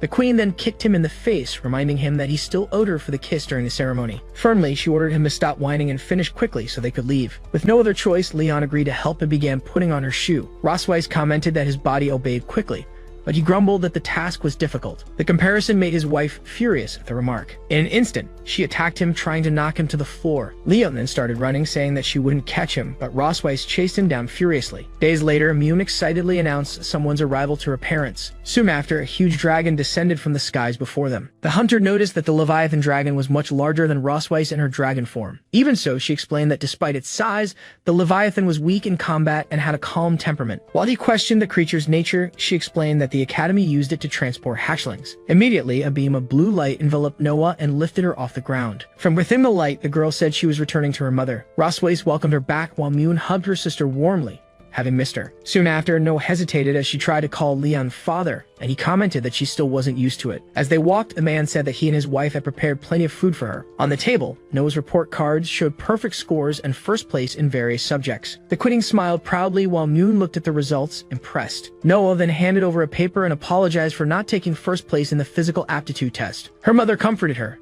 saying there was no need to apologize, while her sister insisted that she was the best. Seeing the scene, Leon thought he needed to step in, as one daughter couldn't express herself well and the other exaggerated. So he analyzed the test and said it was normal for her to have less endurance than older dragons. He then pointed out on the paper that she got the highest win rate in the class, excelling in strategy. Noah whispered that she heard her mother always had perfect scores in school. To reassure her, Leon revealed that he wasn't first in his class when he started either, but got there through hard work. He encouraged her not to get discouraged, knowing she could do even better, and Mune agreed. Mune then asked who would win if their father, being so strong, fought against their mother, leaving both parents surprised. Simultaneously, the couple confidently answered that they would win the fight. Immediately afterward, they glared at each other, questioning each other's answer.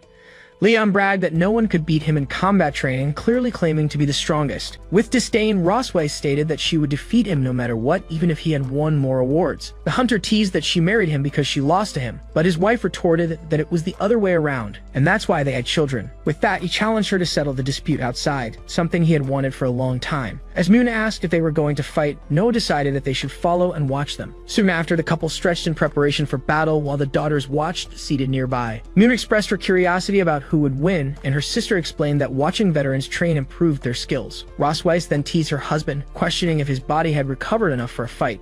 Leon replied that he didn't care, as it was a rare chance to fight the Silver Dragon Queen. Seeing her partner's determination, Rosweiss suggested they make a bet, leaving him curious. She proposed that if he won, she wouldn't touch him for a month, but if she won, he would grant her a wish. The hunter thought for a moment, considering the possibility of winning the bet. He immediately imagined that he could take a month of vacation, something normally unthinkable. Excited by the possibility, Leon pointed at her and accepted the bet. Then the two stared at each other with challenging smiles, ready to begin the fight. Leon and Rosweiss took their positions in silence, facing each other. Meanwhile, Mune watched excitedly, eating popcorn from the bench. Suddenly, her excitement made her cup of juice fall to the ground. The sudden noise startled the couple, interrupting their focus. While Mune lamented the spilled juice, Noah urged them to hurry up and start already. At her call, the hunter took the initiative and charged forward with a punch wrapped in blue energy. However, the queen blocked the blow with ease, using only one hand. Immediately, she counterattacked with a quick strike from her tail. Leon managed to dodge the attack with a backflip, barely escaping. Supporting himself on the ground with one hand, he launched himself into a new attack. He then delivered a powerful kick, which was blocked by the opponent's arm. Even though it was defended, the force of the strike pushed her back several meters. She concluded that she was at a disadvantage in close combat and needed some distance. Noticing her intention as she stepped back and unleashed magical energy, he kept a close watch. The woman then declared that the method didn't matter as long as she won while preparing a ranged attack. With that, Rosweiss unleashed a blast of energy, which the hunter dodged easily. Mune worried that her father might lose, but her sister explained that each one was using their best strategy. With that analysis, the younger girl concluded that their mother wasn't confident in close combat. Impressed, she praised her sister, who said she had learned it in class from the teacher. Soon after, Rosweiss challenged her partner to see if he could dodge her next attack. Amidst the magic, he replied that he was not only fast, but also very resilient. With a confident smile, the dragoness concentrated her energy for a stronger strike. Suddenly, Leon found himself surrounded by two massive waves of magic. A huge explosion of energy erupted where he had been standing. The smoke slowly cleared over the battlefield. Unexpectedly, he emerged from the dust, surrounded by lightning, saying the attack was way too slow. Weiss was shocked to realize that her husband had used lightning magic to strengthen his body. Determined, Leon shouted that no one was going to take away his well-earned month of vacation. Then he charged at high speed and attacked her magical defenses. Seeing the situation, she thought she needed to end the fight quickly because what he was doing was reckless. Noticing an opening in her guard, the hunter smiled with confidence. With that, he quickly closed in and swept her legs to throw her off balance. Caught by surprise by the unexpected move, Weiss lost her balance in midair. Moments later, Leon celebrated his victory with his fist raised. However, as he prepared for the final strike, he saw his partner falling backward. In a quick motion, he grabbed her arm to stop her fall. He then pulled her firmly, bringing her back close to him. Thus, Leon held her in his arms, bringing the battle to a halt. As the two stared at each other, embarrassed, she softly whispered his name. Suddenly, he panicked when he felt a dragon flame ignite in his chest. The man screamed in desperation, saying that it was burning him. Confused, he looked down, not understanding what had happened. Weiss then scolded him for getting distracted in the middle of the battle as the flame faded away. Soon after, the daughters approached, and Moon asked who had won the fight after all. Leon sighed and admitted that because he let his guard down, he lost. His wife admitted that he was strong for fighting without his equipment, but he boasted that he would beat her at full power. With a victorious smile, she reminded him that since he admitted defeat, he shouldn't forget their bet. Remembering the deal, he collapsed to the ground in despair, realizing he had forgotten that part. The girls then asked if their father had died, but Weiss reassured them, saying that he had just overdone it and would be fine soon. At night, in the children's room of the Silver Dragon's sanctuary, Leon said his goodbyes. He then asked Noah to take care of Moon and instructed the youngest to behave well. Soon after, he became emotional and expressed his concern about leaving his daughters alone. Noah questioned her father's drama, reminding him that it was just one night with their mother. Panicked, he replied that being tortured by his wife all night was far worse than an execution. At that, Moon cheerfully concluded that their mother was going to eat their father. She explained that she had read in a book that females eat males, while Leon worried about her delight in such an idea. At that moment, Weiss appeared and scolded him for saying such things to the girls. Right afterwards, she tucked them into bed and said she would only discuss interesting things with their father. As the daughters wondered what those interesting things could be, the adults gave vague and conflicting answers. Out of patience, Weiss dragged him away, saying that was enough, but he asked for a moment to say his last words. As he was dragged off, Leon shouted that he would always love his daughters, but Noah commented that adults were immature. In the room of the Queen of the Silver Dragons, 2 bottles of wine and glasses were prepared. She offered him a glass of wine, but he refused the drink. After his refusal, the woman stared silently at her own glass of wine. She questioned him, reminding him that he had promised to fulfill her request after losing the bet. Leon said he wasn't in the mood, as he thought he needed to stay sober to avoid being manipulated. Unexpectedly, Weiss confessed that, in fact, she had wanted him to win the fight. Confused by her revelation, he asked why she had wanted that. She explained that if he had won, he would have had a month to recover and maybe become more interesting. Suspicious, Leon then asked why she didn't simply surrender. As she approached him, the queen said that in the moment, she had an idea for a fun little game. Then, she began tilting her glass of wine. With a smile, she poured the wine onto her own body, saying that she loved the expression he made when he lost. Shocked and nervous, he asked what she was doing. Weiss then seductively ordered him to drink it all. He thought that the aroma of wine mixed with her perfume was a marvelous sight. For him, that moment became simply irresistible.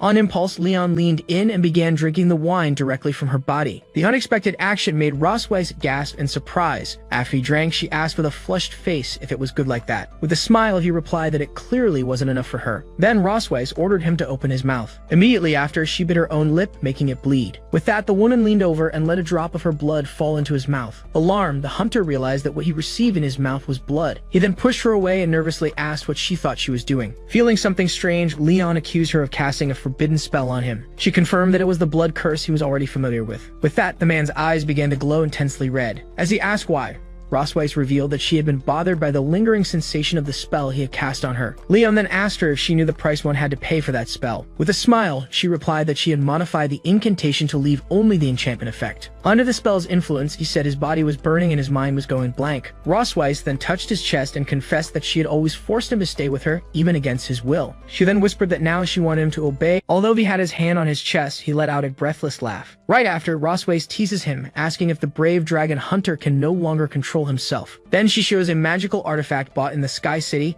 capable of recording images for a while. Under pressure, he admits that he wants to kiss her. For a moment, the boy freezes, only able to say one word. With a smile, she asks him to repeat what he said louder. Immediately, he shouts that he wants to kiss her, but quickly denies that this was what he meant to say. As she holds his face in her hand, Weiss comments on how pathetic he has become, abandoning his pride to beg for a kiss. Then she states that she will not give him what he asked for. Faced with her refusal, the boy remains silent and unresponsive. In a sudden movement, he lunges forward and knocks her down while calling her name. Thus, the hunter pins her to the ground, completely breathless. Even in that position, she comments that impatience is not a typical attitude of his. While holding her hand, he confesses that he wants to kiss and embrace her. Finally, he says he wants to make love to her, and Rosweiss realizes that this reaction is the effect of the blood curse. With a smile, she says it seems like that day finally broke him.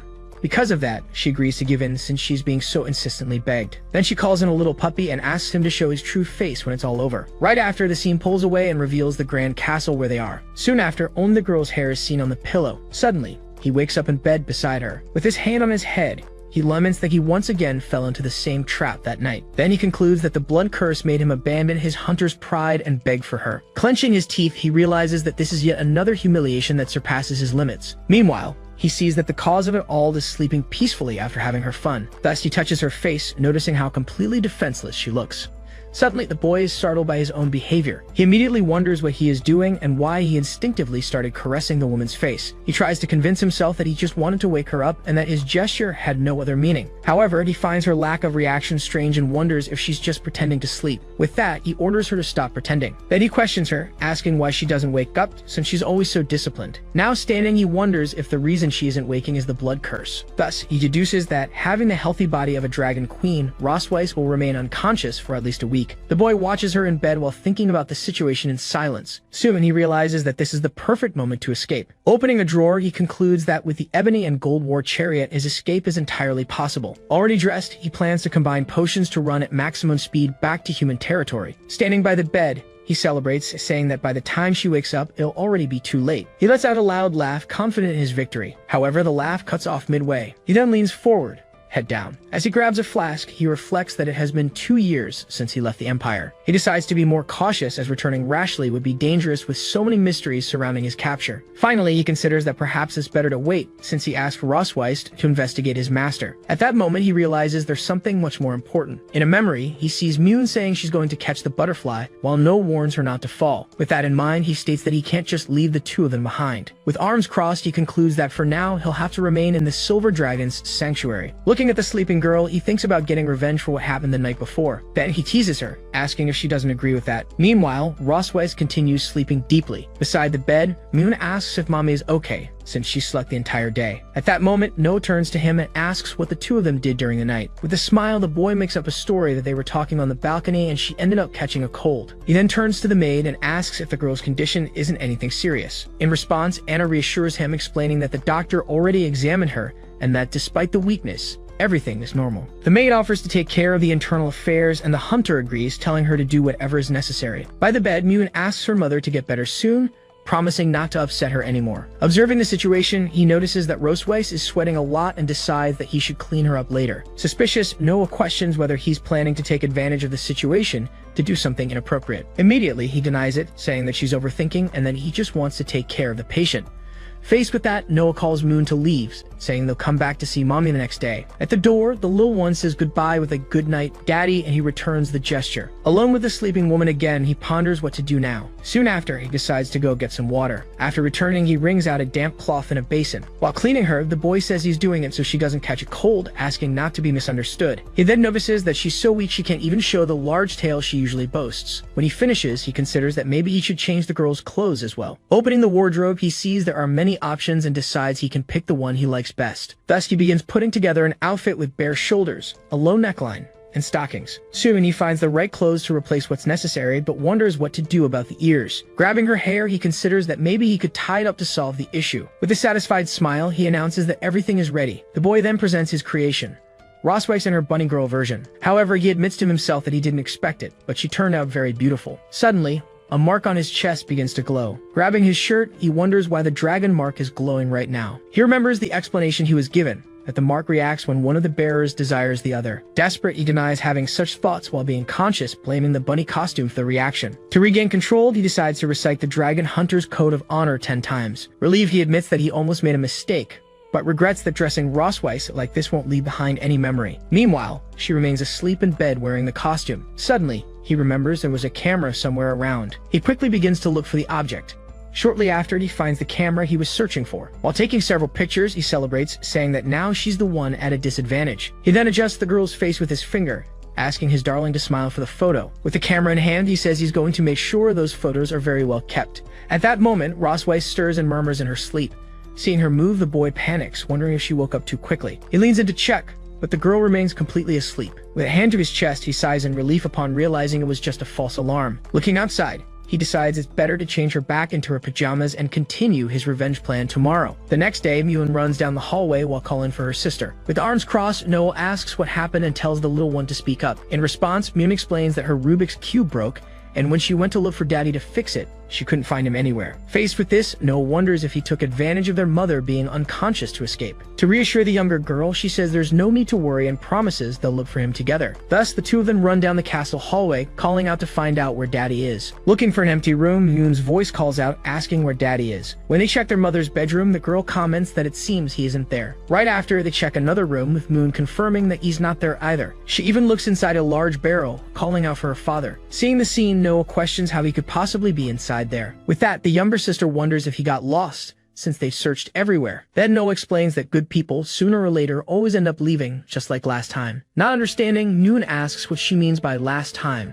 Faced with her doubt, Noah states that, if her guess is correct, that man is already gone and he finally managed to escape, just like he always wanted. In her mind, the girl reflects that she always felt their family seemed harmonious, but in truth, it was full of falsehoods. She remembers that for as long as she can remember, their father was always sleeping, and their mother simply said he was their progenitor. The young girl recalls that on the day he woke up, he tried to escape, but was brought back, and since then, she felt that he never stayed there by his own will. After that, Noah remembers how he started getting closer, trying to please her and teach her things to act like a good father. However, she wonders if he did it out of love, or if he simply wanted them to let their guard down so he could find a chance to escape. The girl reflects that when love hides unknown motives, she would rather not receive it than become a tool. She understands that he doesn't belong to that place, and that sooner or later, he will leave them and disappear. Crying, Moon laments that mommy won't wake up and daddy doesn't love them, asking her sister what they're going to do now. Then Noah holds the little one's face and comforts her, promising that her big sister will protect her. With that, Myun hugs her and begins to cry. As she wraps her arms around her, Noah firmly declares that they will hold a farewell ceremony for that man. Meanwhile, the scene shifts to the mountains behind the Silver Dragon Sanctuary. With a map in hand, he comments that the place has a beautiful landscape and that the maid wasn't lying. The scene returns to an earlier moment when Leon asked Anna about the places Her Majesty visited most often. In the memory, the maid offers to send someone to accompany him,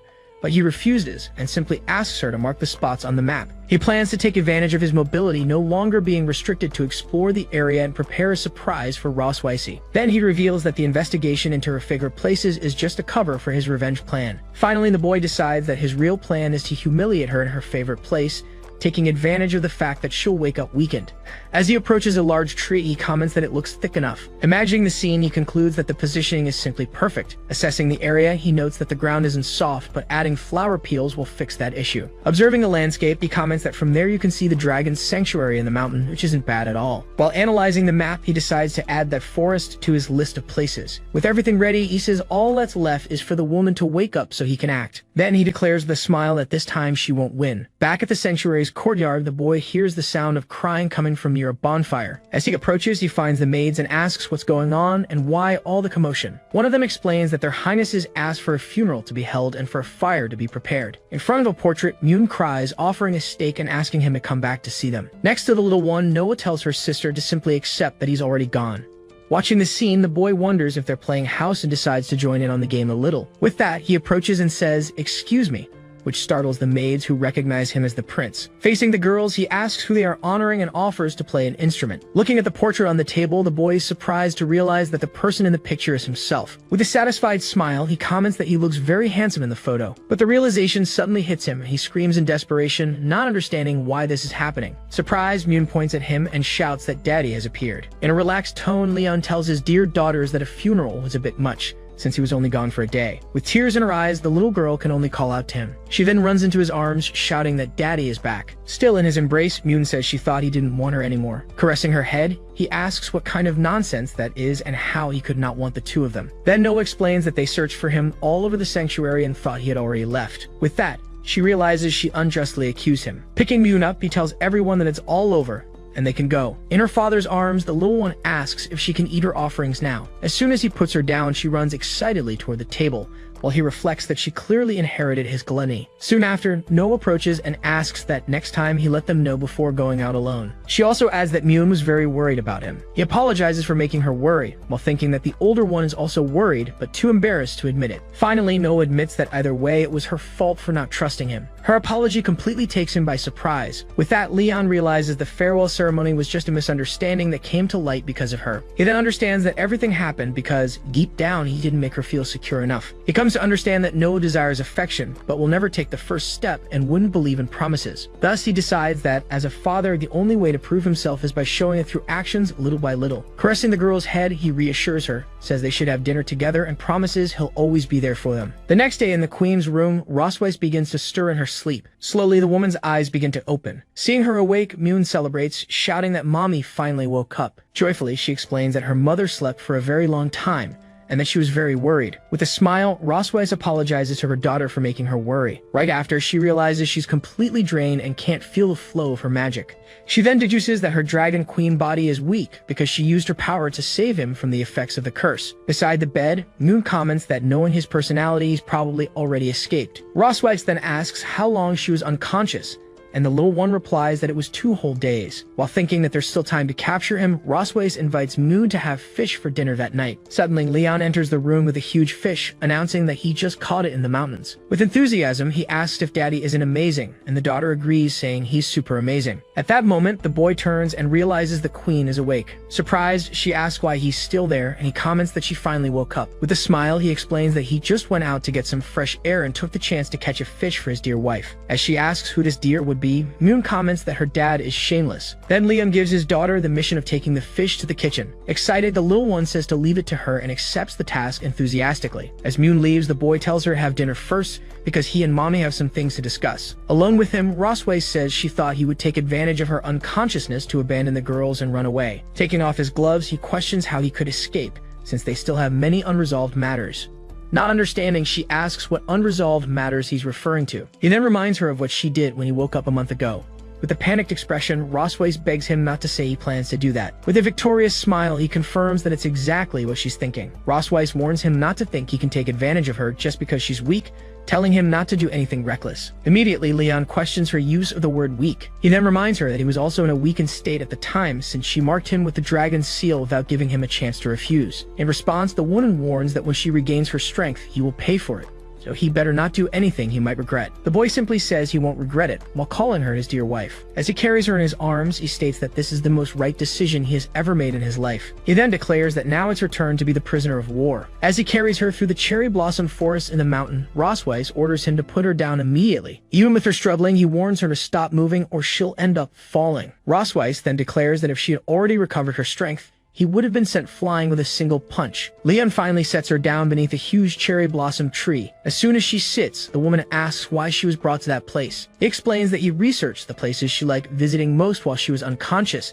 and that this is the first destination of the night. At that, she questions what he means by first destination, asking if he's planning to take her to more places. Finally, the young man points to the distant shrine, explaining that from there you can see everything perfectly. Rosweiss then asks if he's trying to get revenge for what happened in his homeland. He confirms, asking whether returning the favor isn't a right exclusive to dragons. In response, the seal on his chest begins to glow. Leon then declares that even though he's human, he still has a strong sense-off. He holds her and tells her to look straight ahead. He points to the palace in the distance, describing it as the source of all her pride and dignity. As he pushes her forward, he asks how it feels to be defeated by a fallen dragon hunter. As he steps closer, he says that this is exactly what she once did to him. Rosweiss admits to herself that she wants to resist, but her body can't help wanting more. Resolute, she thinks to herself, if that's how it is, suddenly, her tail wraps around his body. Surprised, he wonders how she still has enough strength to use that appendage. Then he declares that the night is long and the feast of revenge is just beginning for Her Majesty. The next morning, the scene takes place in the Silver Dragon Queen's bedroom. Waking up beside her in bed, he celebrates that he's finally made it back. He reflects that he's exhausted after spending the entire night tormenting her from one place to another. Even so, he notices that she looks happy, still sleeping deeply. He convinces himself that she felt it all, and that either way, his revenge was a success. Beside him, the woman remains asleep. He decides decides that he needs to get back to his own room before the maids wake up. As he tries to get up, he feels his hand being held as she murmurs something. Half asleep, she complains that she's cold. Liam thinks it's just an instinct of a living being to seek warmth, and that he can't let himself be fooled again. Even so, his hand rests gently over hers. Upon waking up, Moon wonders if her mother still hasn't woken up. Outside, birds enjoy the morning sun by the window. With that, the girl remembers that she was taught to apply medicine in case of insect bites. Soon after, she announces that she found the ointment. Then she runs toward the bed. As she gets closer, she asks her mother to wake up, since the sun has already risen. Still drowsy, Rosweiss tells her daughter to go play with Daddy. Next, Moon tries to wake her father, saying that the sun is already shining on his butt. Leon just grumbles that it's warm and asks to sleep a little longer. Because of that, the girl gets annoyed and asks who's going to play with her if the two of them just stay snuggled up. With that, he kisses his wife's forehead while they cuddle.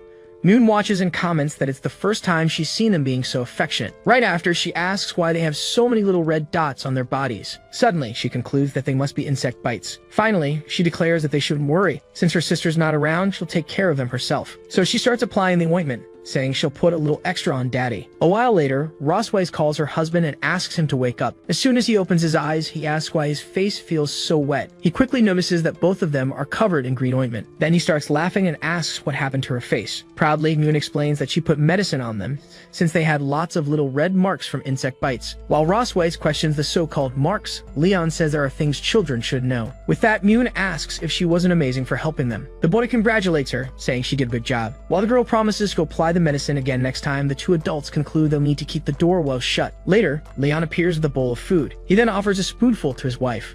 Not understanding the gesture, she asks what that's about. He insists that she eat something, reminding her that it's been days and that, even as a dragon, she must be hungry. Still, Rosweiss says she doesn't need to be fed and that she can eat by herself. After tasting it, she admits the food isn't bad. To that, he replies, of course, it's fried rice made with all my love. Then she asks why he's eating too, and he explains that he's just helping. She demands another spoonful. Soon after, they finish all the food in the bowl. Leon then reminds her that over these past days, he took care of her, helping her bathe, cooking, and even feeding her. With that, Rosweiss asks if he's talking about the bathing or the torment in bed, admitting that in the end, it was all a bit excessive. Leon denies that any of it was torture, claiming it was simply a husband's loving care. As he says goodbye, Rosweiss warns him that every time he acts like an idiot, she'll gain another reason to humiliate him in the future.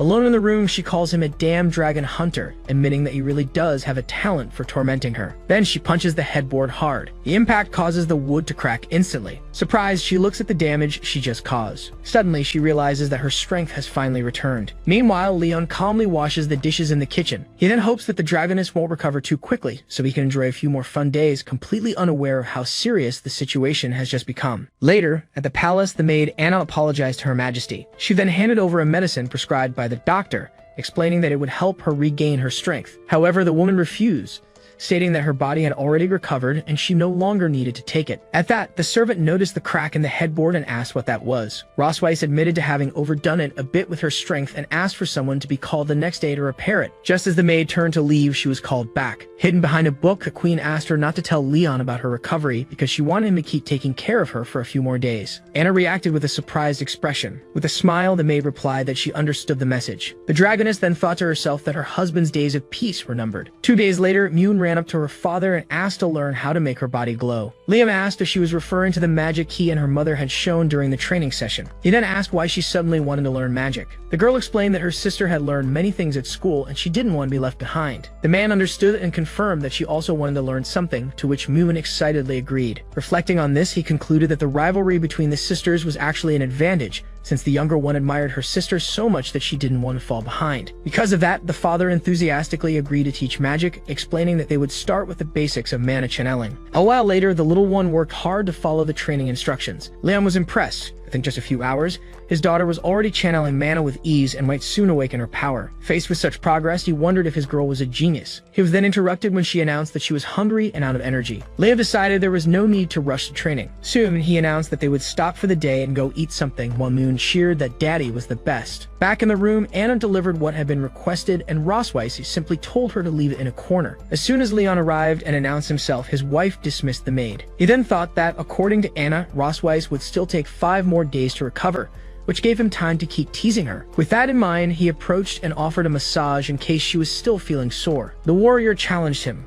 questioning why he didn't show any power, and calling him a disappointment for not being able to last more than 2 days. Surprised, he asked her to repeat what he had just heard. He then called her Mommy Dragon and said he had thought about letting her rest, but apparently he was mistaken. Holding her by the chin, Leon supposed that if she could talk that tough, her body must be equally resilient. As he took off his shirt, Leon warned that she would regret saying that. With a smile on her face, the woman replied that she never regrets anything. Suddenly, Ross Weiss's tail wrapped around his waist, catching him by surprise. With a quick movement, she forcefully threw him onto the bed using her tail. As she pinned him down, her husband was stunned by the strength she was showing. With that, he finally realized and asked her if she had already fully recovered. Ross Weiss then silenced him, saying their prisoner should know how to stay quiet. Beside the bed, a set of restraint items was already prepared on a tray. Surprised, he asked when she had gotten all that ready. With his wrists and ankles bound, he began to wonder if he had just walked straight into the lion's den. As she looked down at him, the dragoness warned him not to try resisting. With that, Leon asked if she was planning to torture him in order to extract information. Tied to the bed, Leon warned her that he had undergone specialized training and would never give in, but Ross Weiss simply asked if he was sure. At that, a recording from the magic crystal began to play a memory where he declared that he wanted to kiss her. Realizing what it was, he begged her to hand over the object. The woman then teased him, asking who that was begging for her. In the recording, Leon's voice kept stammering her name. Desperately, he denied it, claiming that it couldn't be him and that they just looked alike. Ross Weiss then asked if he wanted to see the scene up close. The image continued, showing the boy saying he wanted to hug her, kiss her, and become one with her.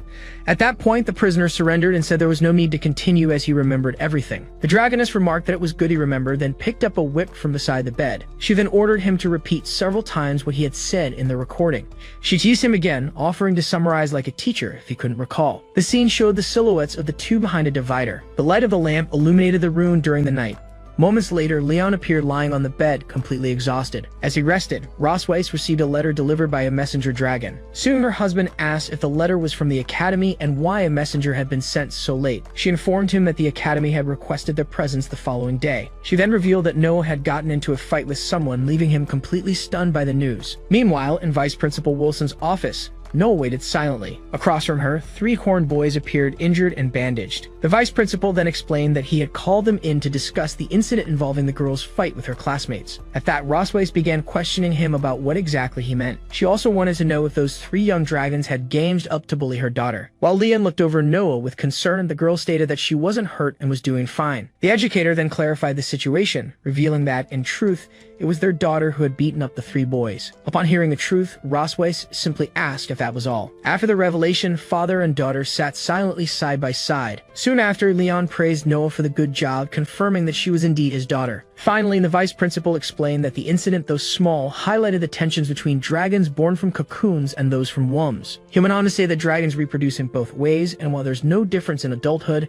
their abilities vary in youth. The principal continued, explaining that cocoon-born dragons inherit strength from their mothers, while womb-born dragons have to learn it, making the former stronger at the same age. He concluded that even though she was womb-born, the girl had faced 3 older cocoon-born opponents, making her future look very promising. Suddenly, the father of one of the boys arrived and offered to pay for the medical expenses, minimizing the situation. However, as soon as he saw his son's condition, the man questioned him about how he ended up like that. At that, the boy ran crying into his father's arms. While Ross Weiss whispered that the boy belonged to the family of the Crimson Dragon King, Leon quietly responded that he had killed so many dragons from that clan that they could circle the academy twice. The nobleman then turned to the queen and asked how she could allow her daughter to intimidate other dragons. Leon quickly stepped in, provoking him by saying that since they weren't strong, they sent their little kids to bother his. At that, the student's father demanded an apology, but Leon challenged him, stating that his fists were itching for a fight. In response, the vice principal slammed his hand on the desk and ordered everyone to be quiet. He then asked the parents to calm down and listen to the full story. He reported that in the cafeteria, student Laurel and his friends had gotten into an argument with Noah after her tray stained his clothes. Continuing, he explained that later,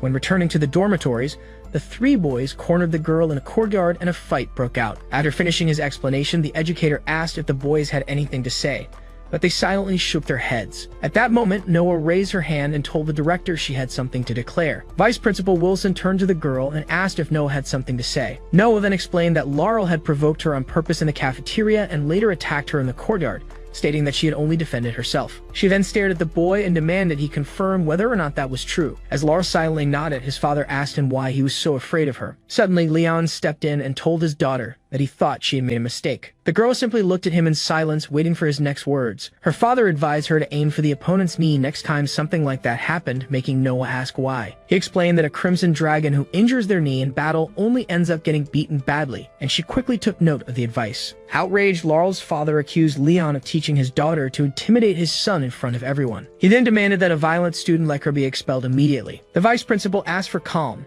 stating that only the academy had the authority to decide on a student's expulsion. Wilson then revealed that several students have reported Laurel's habit of bothering others, and witnesses confirmed that he provoked Noah first. The boy's father shouted, questioning whether the academy wouldn't punish the girl, and was now blaming his son. Liam confronted him, asking what he was complaining about if his daughter, just 1 year and 2 months old, had beaten up his son. At that, Laurel interrupted to reveal that he was 7 years and 11 months old. The man then remarked that if something that humiliating had happened to him, he'd dig a 3,000-meter hole and bury himself so no one would know. Laurel's father retorted, saying that someone who doesn't have the courage to show his own tail has no right to speak about his son. He then pointed toward Rosweiss and Noah, declaring that their whole family was nothing but trash. Liam then grabbed the man's hand, saying he might let the insult slide if it were only toward him, but not when it came to his wife and daughter. Watching the scene, Rosweiss commented that her husband was very protective of his family. The nobleman then demanded to know how Leon dared lay hands on him and if he had any idea who he was speaking to. He quickly became enraged, declaring himself a Duke of the Crimson Dragon clan, while Leon stared at him mockingly. At that moment, Rosweiss turned to Leon and called him Father, sir. She warned that this was merely a minor dispute between students and that involving family status and rank wouldn't help anything. Rosweiss told the vice principal that she trusted the academy's judgment and would accept whatever decision they reached. The educator then warned the man that if he insisted on creating a scandal,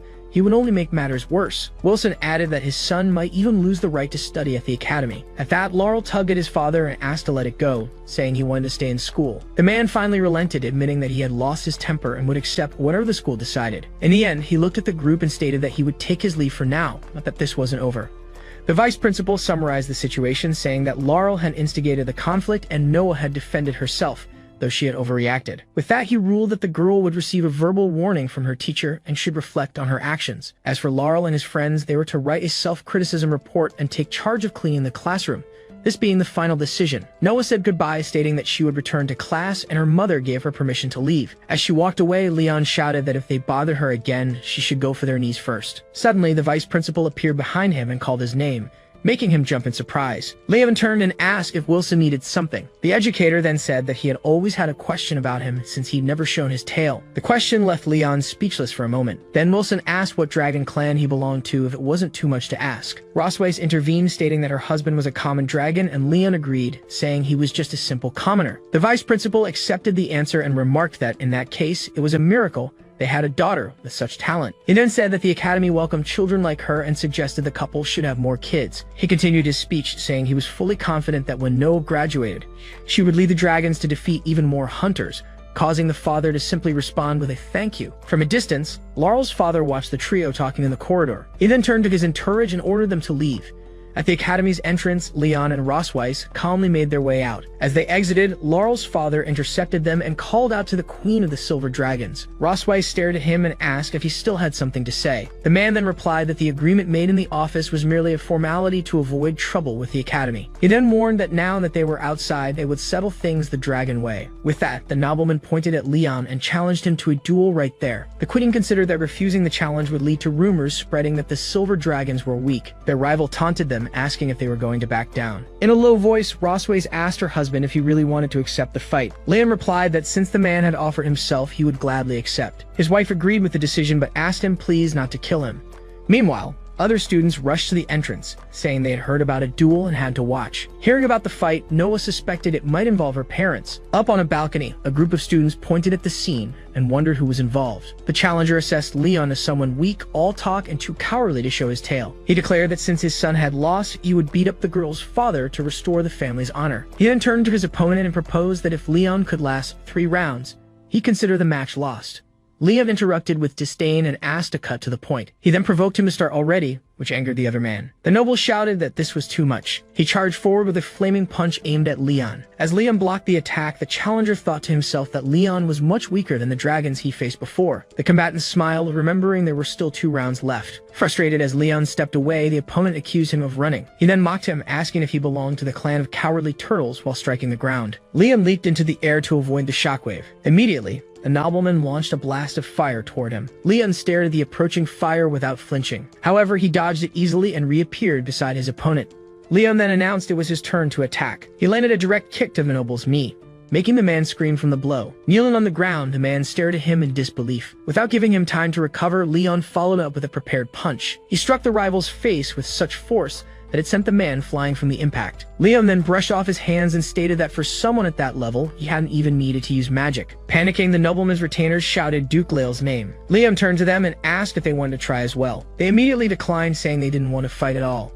Leon then ordered them to take the Duke and get out, and to tell his son not to bother his daughter again. Satisfied, he turned and said they could go now. However, he was surprised to see Noah standing there and asked when she had arrived. The girl replied that she had just been passing by when she saw the commotion. Noah then offered a box to her parents and said it was for them. Opening the gift, Rosway's found a large heart-shaped cookie. The daughter explained that she had made the cookies in cooking class, and since she came in second place, they might not be that good, but she asked them to try anyway. Rosweiss disagreed, saying they were very good, and insisted that Leon try a piece too. Her husband agreed that something made by their daughter couldn't be anything but delicious, promising that next time she'd win first place. Then Noah turned to him and complimented him, saying that just now he had been amazing. The unexpected praise left Leon speechless for a moment. Soon he lit up with joy at his daughter's words. Regaining his composure, he showed off and replied that of course her dad was amazing. As he patted Noah's head, he offered to teach her any combat technique she wanted to learn. Hearing this, Rosweiss just watched him in silence with a serious expression. Sometime later, Leon was sitting on a sofa,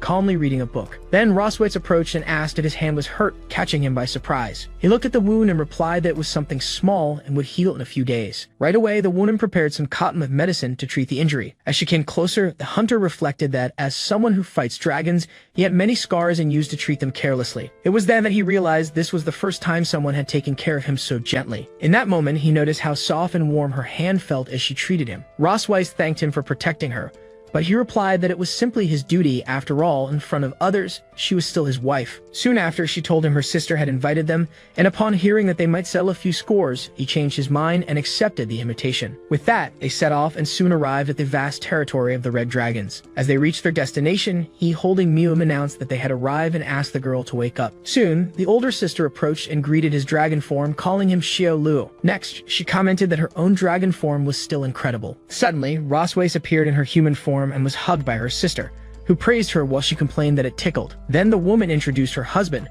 who was greeted enthusiastically and told it was a pleasure to finally meet him awake. The hostess then hugged one of the girls, guessing she was Mune, and the other Noah, with the little one confirming that their aunt had guessed right. Soon after, the aunt turned to Noah and asked if she could hug her too. Excited, she celebrated, saying that being able to hug 2 little dragon girls at once was pure happiness. The hostess then turned to Leon and thanked him for his efforts, commenting that she had heard he took care of the girls most of the time. With that, Rosweiss claimed she was sure the girls got along better with her, but he immediately countered, saying that made no sense. As she challenged him, her husband gave in, and their sister commented on how well the 2 of them got along. The wife then timidly agreed that they got along just a little. Right after, the sister invited them in, saying they must be tired after such a long trip. Suddenly, Mu shouted excitedly that she wanted to see what Auntie had to show them, while Rosweiss reacted in shock. Then she demanded that her sister hand over the photos she was hiding, only to be teased as her sister remarked that she looked embarrassed. Thus, the hostess ran through the hall, chased by her sister, who was trying to get the photos back. Although Leon commented that he hadn't expected that side of his dear wife, the girls excitedly asked to see it too. In response, he showed them the photo and teased the Valkyrie, saying how full of energy she looked back when she was a student. Next, he revealed it was an image of her giving a speech as an outstanding student. After that, he asked her how she had ended up becoming so cold and distant, before shouting as the photo was snatched back from him. In a low voice, the blonde warned him not to get too smug, as he might be the next one her sister decided to tease. Then the aunt revealed that she still had many more photos from the time when their mother was little, encouraging the girls to keep looking. When they came across the baby pictures, one of the girls commented on how tiny their mom was, while Moon said she wanted to squeeze her. Leon joined them and remarked that mommy looked super stylish in one of the photos as Moon moved closer, asking to see. Soon, the sister explained that the picture was from the day Ross Weiss inherited the title of Queen of the Silver Dragons. Leon was impressed by the scene and admitted she really did look amazing. When they realized it was the last page, Moon complained that there weren't more photos of their mom to see. Then Ross Weiss took the album and said that since they had finished, her sister should put the pictures away safely. However, the sister revealed they weren't finished yet and asked if they knew what she was holding. Without hesitation, Leon excitedly answered that he knew. It was a recording stone. The aunt then asked the girls if they wanted to see moving images of their mom, and both eagerly said yes. Ross Weiss begged her sister not to show what was on the stone, reminding her that she was the youngest. Leon immediately pleaded with his sister-in-law to show them what was inside, concluding that Ross Weiss's protest meant it had to be something embarrassing. The blonde shouted her sister's name in protest,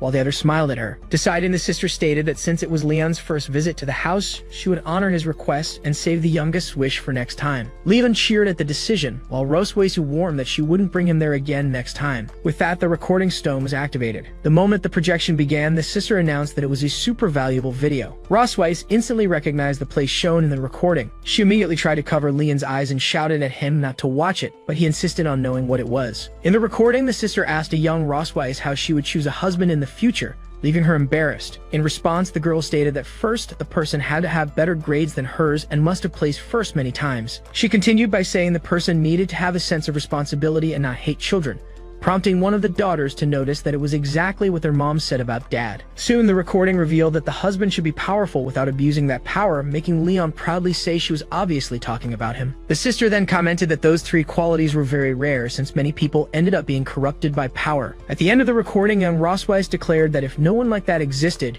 she wouldn't force herself to get married. The video ended with her firm declaration that if she ever did marry, it would only be to someone like that. Hearing this, Leon was visibly moved by her final words. He realized they had been her ideal of perfection from the very beginning. Even so, Ross Weiss insisted it was just a silly thing she had said when she was younger, but he reassured her, saying there was no need to feel embarrassed. Then the sister revealed her curiosity, asking who had pursued whom first. Immediately, the two pointed at each other and shouted that it was the other who did the chasing. She then challenged him to repeat what he had just said, if he had the courage. Faced with the challenge, Leon quickly changed his story, admitting it was she who chased him first, but that he regretted it and ended up pursuing her later.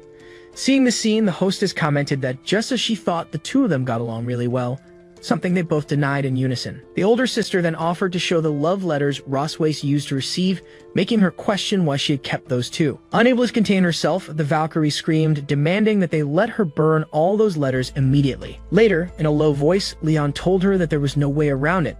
They'd have to share a room that night. When they entered the room, they found it completely decorated in an overly romantic and unexpected way. Shocked by what they saw, both of them asked what on earth was going on. As soon as she entered the room, Ross Weiss asked her sister what happened to that place. In response, she said she had specially prepared the guest room for them to stay in for a few days. Right away, the Valkyrie asked if there wasn't another room available, but her sister insisted they shouldn't be shy.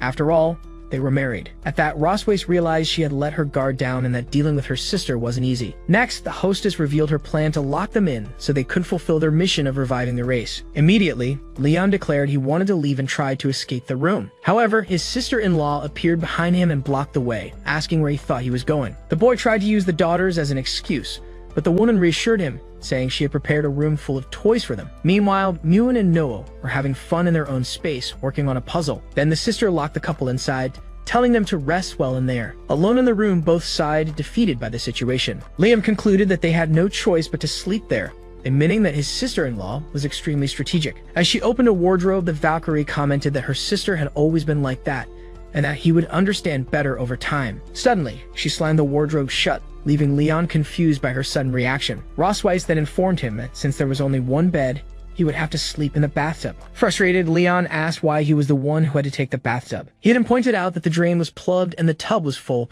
proving that his sister-in-law clearly wanted them to sleep together. As he approached the bed, he noticed it seemed different than usual. Soon, he wondered if it might be a waterbed. Without thinking, he threw himself onto the mattress, exclaiming how soft and bouncy it was while she watched him closely. He then said he wouldn't let her enjoy the bed alone and suggested they sleep together. Suspicious, she asked why he had changed his mind and whether he was planning something. Impatient, the Valkyrie Valkyrie simply asked if he wanted to sleep or not. She then suggested they play with the items in the wardrobe, causing him to back away and say that wouldn't be necessary. She decided to take a shower first and warned him not to peek.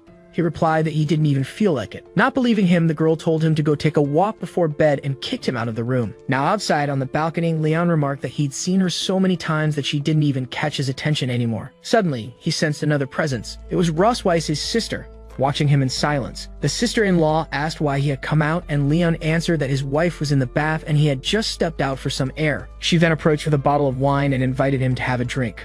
With a smile, Leon accepted the offer right away. As she poured the wine, she mentioned it was the Valkyrie's favorite. He thanked her as he took the glass. Soon the boy commented that the two of them seemed to get along really well, and the sister confirmed it, saying they used to drink and talk out here often. Next, she shared that she had watched Ross Weiss grow up and that after she became queen, they mostly exchanged letters until the announcement of her marriage and pregnancy. The woman continued, explaining that even after the wedding, her sister's sadness could be felt through the letters. She then revealed that Ross Weiss had told her the husband was sick and slept a lot, leaving her alone during the difficult pregnancy with twins. At that, Leon realized just how hard it must have been for his partner to go through it all without him, relying only on her sister to confide in. The hostess confessed that back then, she thought her sister had married a lazy and irresponsible dragon. He laughed and asked if he really looked like that kind of dragon. Soon, the woman admitted that after spending some time with him, she realized he wasn't garbage, and that maybe there was a reason behind it all. She concluded by saying it only confirmed how much the queen truly cared about him. Leon paused mid-sip, processing what he had just heard. Then he quietly wondered to himself whether Roseweiss really liked him that much. Even so, he dismisses the idea, insisting it's impossible that that dragon mother could like him. His sister-in-law teases him, asking if he feels sorry for himself, but Leon retorts that she knows nothing about her own sister. Still, he admits that in front of her they must pretend they get along well.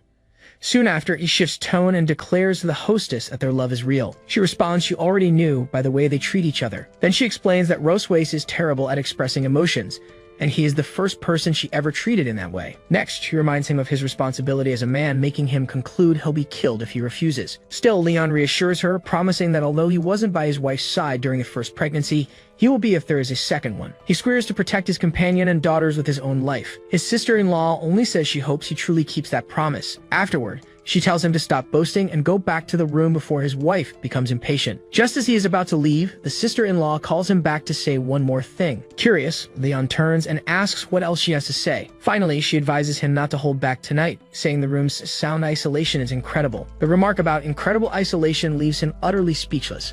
He just closes his eyes tightly, unsure how to respond. As the castle is shown at night, Leon silently expresses gratitude for the help. Then he quietly returns to the room, finding Roseweiss already asleep in bed. As he approaches, he wonders if she's really asleep already. Soon he concludes he won't suffer tonight, admitting she looks very beautiful sleeping. The Valkyrie remains lying there in a deep sleep. Suddenly, something in the bed catches his attention. He wonders why her chest is glowing under the blanket. Immediately, he asks himself whether the dragon's seal has somehow activated. However, he notices his own seal is not reacting and tries to understand what's happening. With no other option, he extends his hand to investigate the light under the sheet. To his surprise, Roseweiss opens her eyes and greets him with a simple hello. Startled, Leon asks why she frightened him by hiding that lamp under the blanket. She then reveals she found the item among the toys and just wanted to play a trick. Next, she teases him, saying by his reaction, he didn't seem at all disappointed. Immediately, he denies the accusation, insisting it isn't true. Then he covers himself and says he's going to sleep, asking her not to talk to him anymore. Roseweiss warns him not to regret it and try to attack her in the middle of the night. Suddenly, a spider lands right in front of her, leaving her confused about what it is. Once she realizes what it is, she begins to scream. At the scream, Leon jumps up, startled, and asks what happened. In the next moment, Roseweiss leaps into his arms, leaving him even more confused. Still clinging to him, the girl warns there is a spider in the room. Leon then recalls seeing in the album a photo of her crying because of a spider, wondering if it's an old childhood trauma. Thus, he concludes that even the queen of the silver dragons has fears. He says there's no choice and that he will catch the creature, while the Valkyrie asks him to hurry. As he approaches, the boy picks up the spider with his hand. Holding it, he realizes it isn't what it seemed. As soon as he reveals the creature, Leon explains it's just a toy spider and she doesn't need to be afraid. Still, Roseweiss refuses to listen and orders him to get rid of it immediately, real or not. Seeing her reaction, he calms her down and promises to throw the toy out at once. With that, he tosses the spider out the window. Then he turns to his companion and says the threat is gone, asking if now she can sleep. Soon he wonders if that spider was also part of the sister-in-law's plan. He concludes the intention was to make Roseweiss reveal her more fragile, vulnerable side. Now calmer, the girl asks if she can sleep inside the bed while he stays outside. Leon easily agrees, saying she can sleep wherever she wants. Moments later, the two lie down in the same bed, each turn to their own side. After a while, he turns and asks if she wants to hold his hand if she's still scared. The Valkyrie looks at him for a moment without answering right away. Then she accepts the gesture, saying she will since he insists. Her hand finds his beneath the blanket. He then asks if holding just his pinky finger will make her feel safe, and she asks what he thinks it should be like. He calls her silly and shows that the proper way to hold hands is to intertwine their fingers. Then the two lie in silence, just looking at each other while holding hands. She wonders aloud how he can hold her so naturally, questioning whether she's the only one who feels that way. Soon she scolds herself, reminding that she is the queen of dragons and there's nothing shameful about holding a hand. He then asks why her hand is so cold, but seeing her sweating, Rosweiss reveals that the cold hand is actually his nervous one. Feeling the touch, she notices that his hand bears the calluses and scars of a sword wielder, stiff yet warm. She then realizes that where their fingers interlace, it's as if a current flows across her skin. The girl falls silent, only reacting to that sensation of touch. As the night passes, Leon asks her about her criteria for a partner, but she says she was joking and now has none at all. Thus, the night continues and the two remain lying silently. Even trying, he realizes he can't sleep at all. He looks to the side and wonders if Rosweiss has already fallen asleep. Then he notices his fingers going numb from staying in the same position and decides to shift them a little. Pretending to sleep, Rosweiss wonders why, instead of just holding her hand, he is now poking it.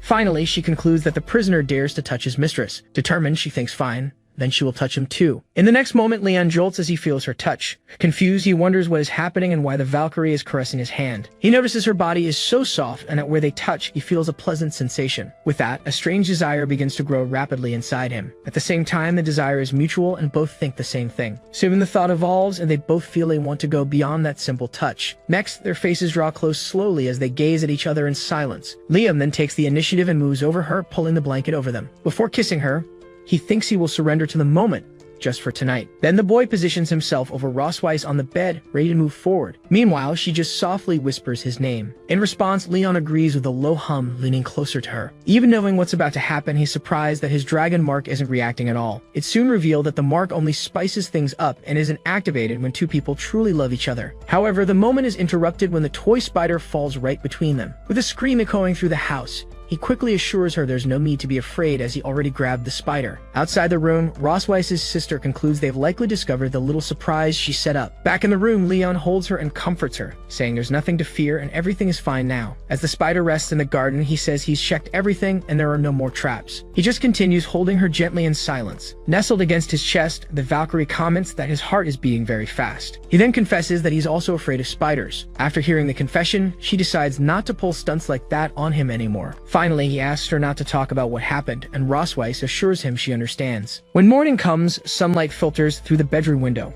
Suddenly, she opens her eyes. As she sits up in bed, she wonders when she fell asleep. Next, she asks herself if that guy woke up early. Still, she concludes it's better if he's already left. She admits that after what happened, she doesn't know how to face him. As she gets up, she reflects that it was the first time she broke her own principles. While getting dressed, she laments having shown weakness to a human fallen asleep in his arms. Fully ready, she decides that it's far too embarrassing and that she can't tell anyone. As soon as she opens the door, her sister surprises her, asking if she's already up. Immediately afterward, her sister-in-law asks how her exciting night was. Rosweiss replies that it was very exciting, but she doesn't want it to happen again. Her sister then whispers if they use the toys, and she quickly denies it. With that, the sister promises to pack toys for practice and already asks about the next baby hair. Embarrassed, Rosweiss grabs her arm, saying there's no need to worry about that, and invites her for breakfast. In the dining hall of the Red Dragon Sanctuary, Leon spends time with the girls while they wait for the meal. He gently squeezes Mewin's cheeks, and she opens her mouth in reaction. As soon as Rosweiss and her sister enter the hall, Mewin announces excitedly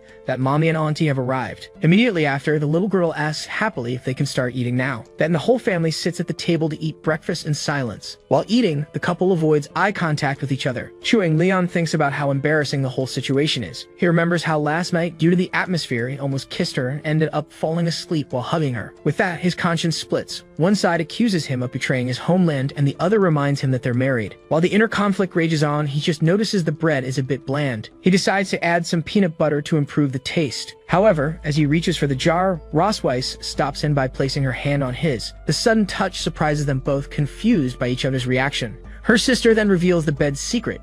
explaining she made the waterbed to help the couple's hearts race. She continues saying there are buttons at the edges of the bed that release toy spiders to scare Rosweiss. Finally, the sister-in-law explains that the mechanism only doesn't activate if they're hugging, leaving Rosweiss furious at the unnecessary plan. During the meal, Leon insisted that Rosweiss serve herself first, and she agreed to the suggestion. Soon after, her sister approached and asked why the two of them were blushing. Quickly, the warrior agreed that the place was quite hot, and Leon also confirmed that it was true. Then her relatives suggested they return to the room for a bath, but both of them instantly rejected the idea. For Rosweiss's sister, no matter how many times she teases them, the couple's reactions are always entertaining. Changing the subject, she asked Leon if it was true that they had a disagreement with the Crimson Dragon clan. Next, she told how Noah defended herself from the Duke's son, while her partner bragged about easily defeating the Duke afterward. With that, her sister praised Noah, saying she was truly amazing. She then explained that the Duke went straight to the leader Constantine, exaggerated the events, and that Rosweiss insulted him. Liam recalled reading in the history of dragons that Constantine was a hero who expanded the clan's territories. Her sister warned them that Constantine had been trying to extend his domain and might use the incident as an excuse to stir up conflict. Rosweiss then began to declare what would happen if he dared attack her sanctuary because of a duke. She concluded that she wouldn't hesitate to give the Crimson Dragon clan a proper lesson. The group then reached the main entrance of the Red Dragon sanctuary. At the farewell, her sister asked them to return safely, and Rosweiss promised they would visit again another day. Right afterward, she handed them a farewell gift and asked them to only open it once they were home, while the warrior thanked her. She also told the twins to eat plenty of meat so they could grow up strong and come back to play again. Noon promptly stated that she would eat a lot more, while Noah simply nodded. Lastly, her sister turned to Leon to give him one final message.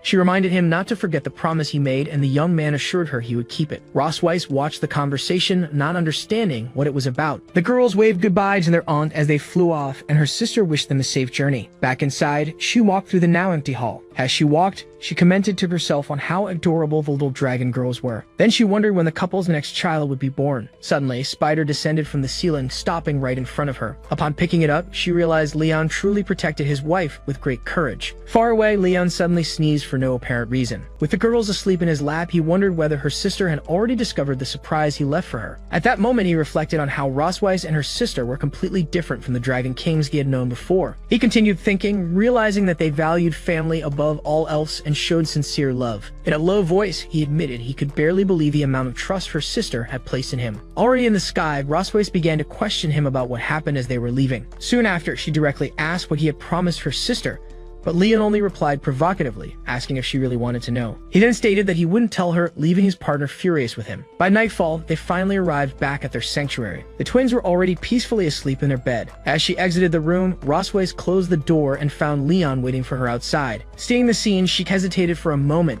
and he simply encouraged her to move forward. Right afterward, he revealed his revenge plan and asked her to give a live performance of the embarrassing video from the day before. With that, he began imitating the video scene in which a young Rosweiss sang about loving to take baths and scrubbing her butt. Faced with the provocation, the warrior could only scream his name. Meanwhile, at the Red Dragon Sanctuary, her sister invited Moon to watch more videos of Rosweiss, and the girl eagerly agreed. Soon after, the aunt whispered Moon's name and asked her to follow her. The little one followed her aunt to a door that emitted a glowing light.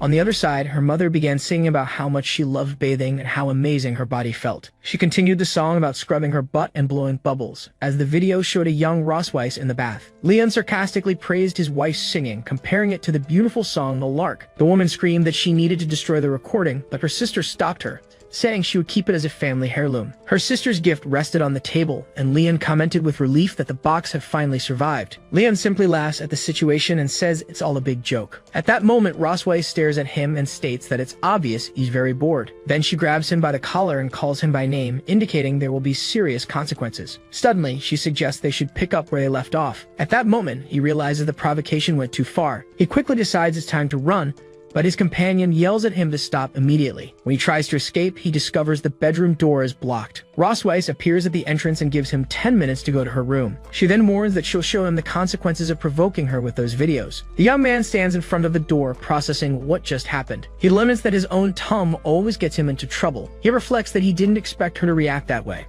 However, he concludes that it only confirms that the warrior's dark past is her greatest weak point. Out loud, he declares that even if he suffers physically, it's the price to pay for the noble cause of hunting dragons. With tears in his eyes, he accepts his fate, stating that his body may break if necessary. Thinking about Rosweiss, he concludes that everything is worth it as long as it makes the Silver Dragon Queen suffer. Meanwhile, she takes her own bath, thinking it's her duty to punish him. Already prepared, Leon warns her to brace herself for what's coming. 10 minutes later, as soon as he enters the room, a scream is heard from inside. Lying on the bed, he then asks Rosweiss to go easy on him. With a whip in hand, she introduces herself and orders him to call her mistress.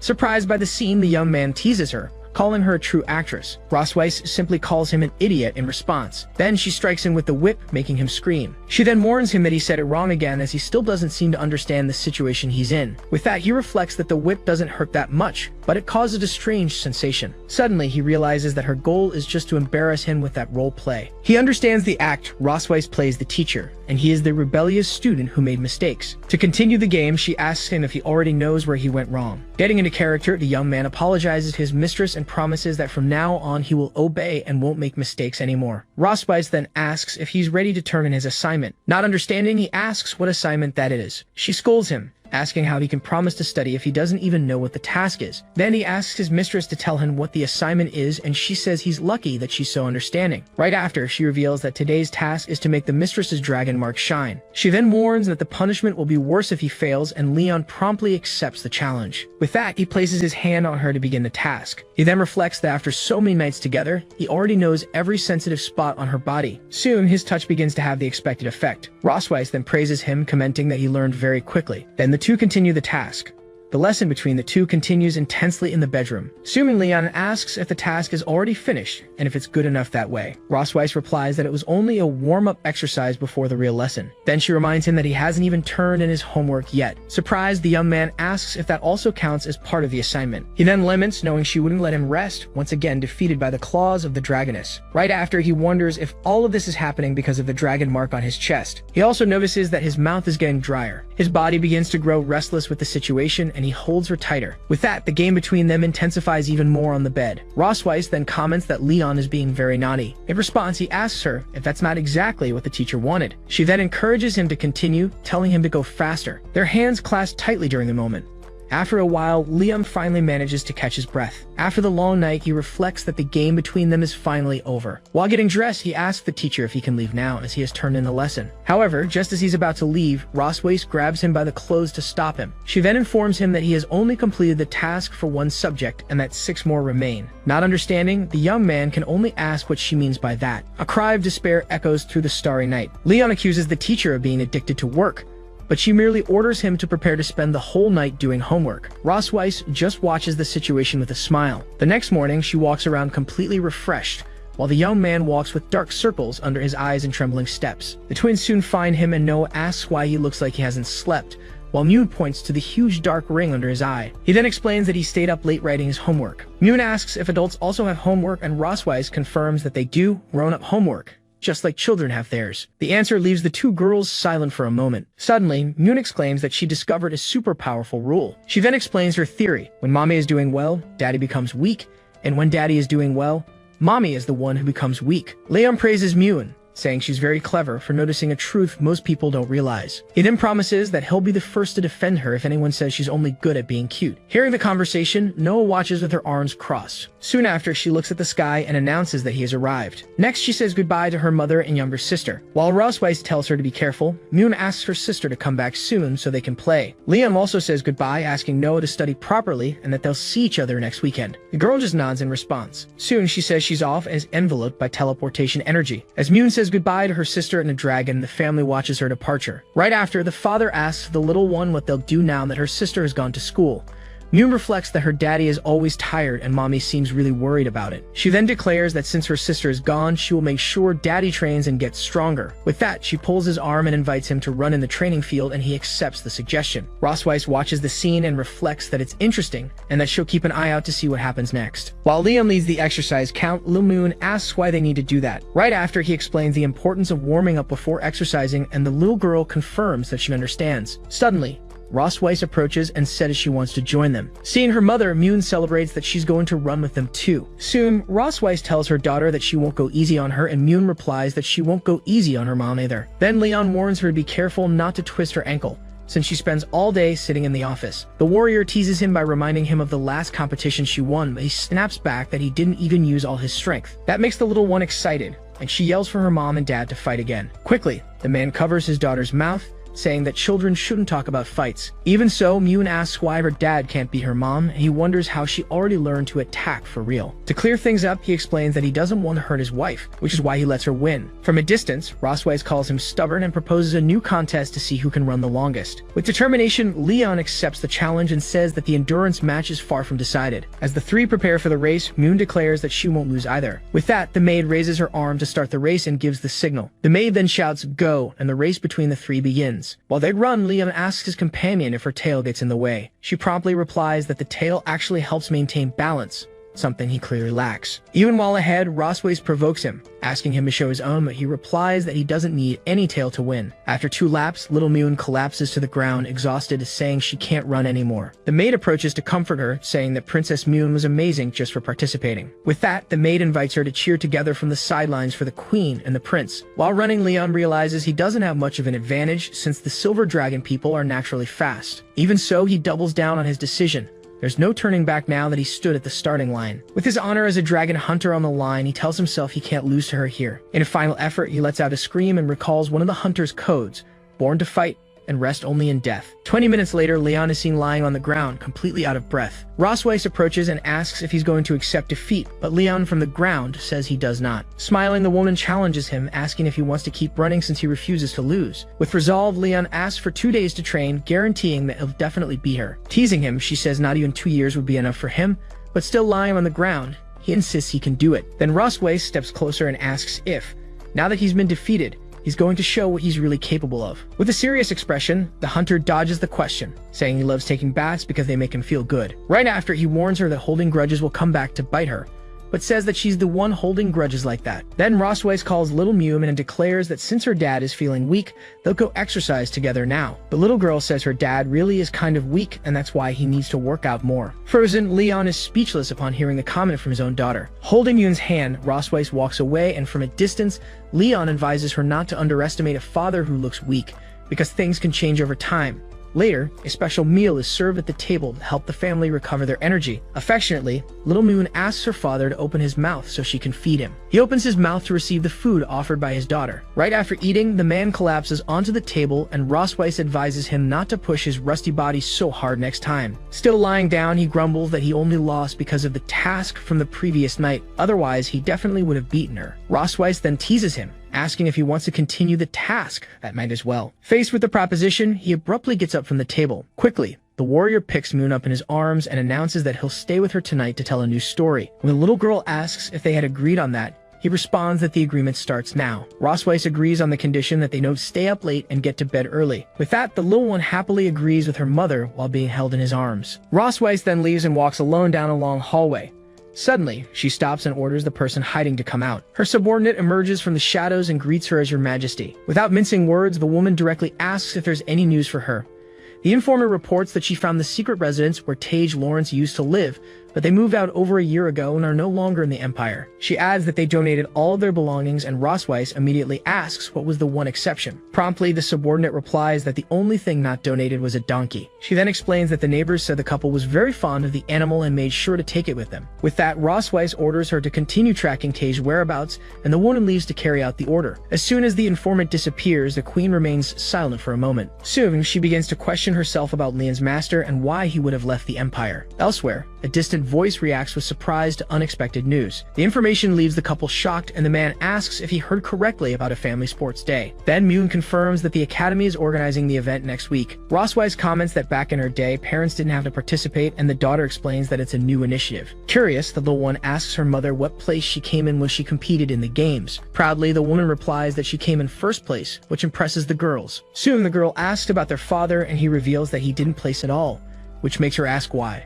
With a smile, the warrior explains that he had such an advantage that the Academy thought he was cheating and didn't publish his results. Hearing that story, Noel asks if that means her father is a cheater. Leon denies it and explains that the Academy gave him a medal in secret, but he melted it down to make a bracelet for his grandmother. Hearing that, Rossweiss questions how someone who values honor so much could melt his medal, and the man replies that he prefers not to have an honor he can't show off with pride. Then she asks if he's really going to participate in the sports day. Noah then explains that the event is more for fun and doesn't affect grades. With determination, the girl reveals that even so, she really wants to win first place. Realizing this, Liam understands that his daughter inherited his competitive spirit and has a strong obsession with being the best. With that, he and Rosweiss exchange a look of understanding. Soon, the two announce that they will participate in the event together with her. Excited, Myun says she wants to join too, but Noah explains that registration is limited to only 3 people. To cheer her up, the father says the little one can be in charge of cheering and that her support will be essential for victory. Right away, the little girl agrees and promises to cheer with all of her strength for the family. With the whole family gathered, he declares that if everyone gives it their all, winning the sports day will be a piece of cake. To prepare, Leon begins an intense and early training routine for the family sports day, which will take place in a week. While exercising, he watches Rosweiss stretching in the distance. The warrior reflects that dragon women like her are true models. Anything they wear looks good on them. Soon after, the woman approaches and suggests a warm-up run, since the kids aren't awake yet, and he promptly agrees. As they run, Leon asks about the events in the competition, and Rosweiss lists the triathlon, racing, and jumping events she took part in. In response, he says it doesn't sound too different from his own sports days, but she warns him not to underestimate competitions among dragons. Leon replies that dragon hunters aren't as easy as she thinks either. With a teasing smile, Rosweiss recalls how just a few days ago, someone collapsed after only a few laps. The remark visibly annoys him. He yells that it was her fault for making him stay up all night with that task. Upon hearing the complaint, Rosweiss stops and asks if he'd like a bit of motivation. She then proposes that if they manage to win first place at the sports day, he'll earn a week off. Excited, Leon asks if she's serious, and she confirms the deal. With newfound determination, the man declares that this tournament will belong to their family. He shouts, "Let's go," and takes off training, leaving his partner behind. Watching this scene, Rosweiss concludes that her motivation technique really works. At the end of the warm-up, she approaches and asks if his muscles and joints feel active yet. Leon jumps up full of energy, saying it feels like he just took a stimulant. Then Rosweiss picks up a rope and comments that since it's a family event, the competitions will probably be different. Because of that, she says they also need to train their coordination as a team, not just their physical condition. Leon steps back and asks what the rope is for, jokingly asking if she wants to practice tying him up again after the teacher-student game. Rosweiss scolds him and asks if he's never heard of a 3-legged race. Embarrassed, Leon admits he saw one once at the Dragon Hunters Academy. She then declares that their basic coordination test is about to begin, and he agrees, though reluctantly. As soon as their legs are tied together, Liam notices how uncomfortably close they are. To break the awkwardness, he suggests they start training right away. He then rushes her, asking why she's just standing there and telling her to get going. However, Rosweiss retorts that he didn't say where they were supposed to go, and the hunter points toward the grassy field, explaining that it'll hurt less if they fall. At the very beginning, they stumble, with Rosweiss yelling at him not to push her, and him insisting that she's the one doing the pushing. Trying to assert himself, Leon warns her not to mess up his rhythm, but Rosweiss thanks him for the morning joke. To coordinate their steps, he starts a countdown for the takeoff. As he finishes, the woman yells, "Run," and takes off at full speed. The sudden burst catches him completely off guard. Liam is dragged forward, screaming in desperation. Falling to the ground, he starts untying the rope while Rosweiss asks if he even knows what cooperation means. She teases him for not being able to keep up, but he snaps back that he won't stoop to her level. To fix the problem, Leon proposes a counting system for each leg, and she agrees. Suddenly, he touches her side, surprising her. As she reacts, he explains that this way they'll move more in sync. Flustered, Rosweiss agrees to continue the training. With the new tactic, their synchronization begins to improve as they move to the rhythm of his count. Later, the woman has him do push-ups with her on his back, and he complains that she really knows how to enjoy the show. The training continues to the point where Leon's body is so exhausted he can barely hold himself up. To motivate him, Rosweiss threatens to give him a kiss if he can endure it, but he screams that he'll never allow that.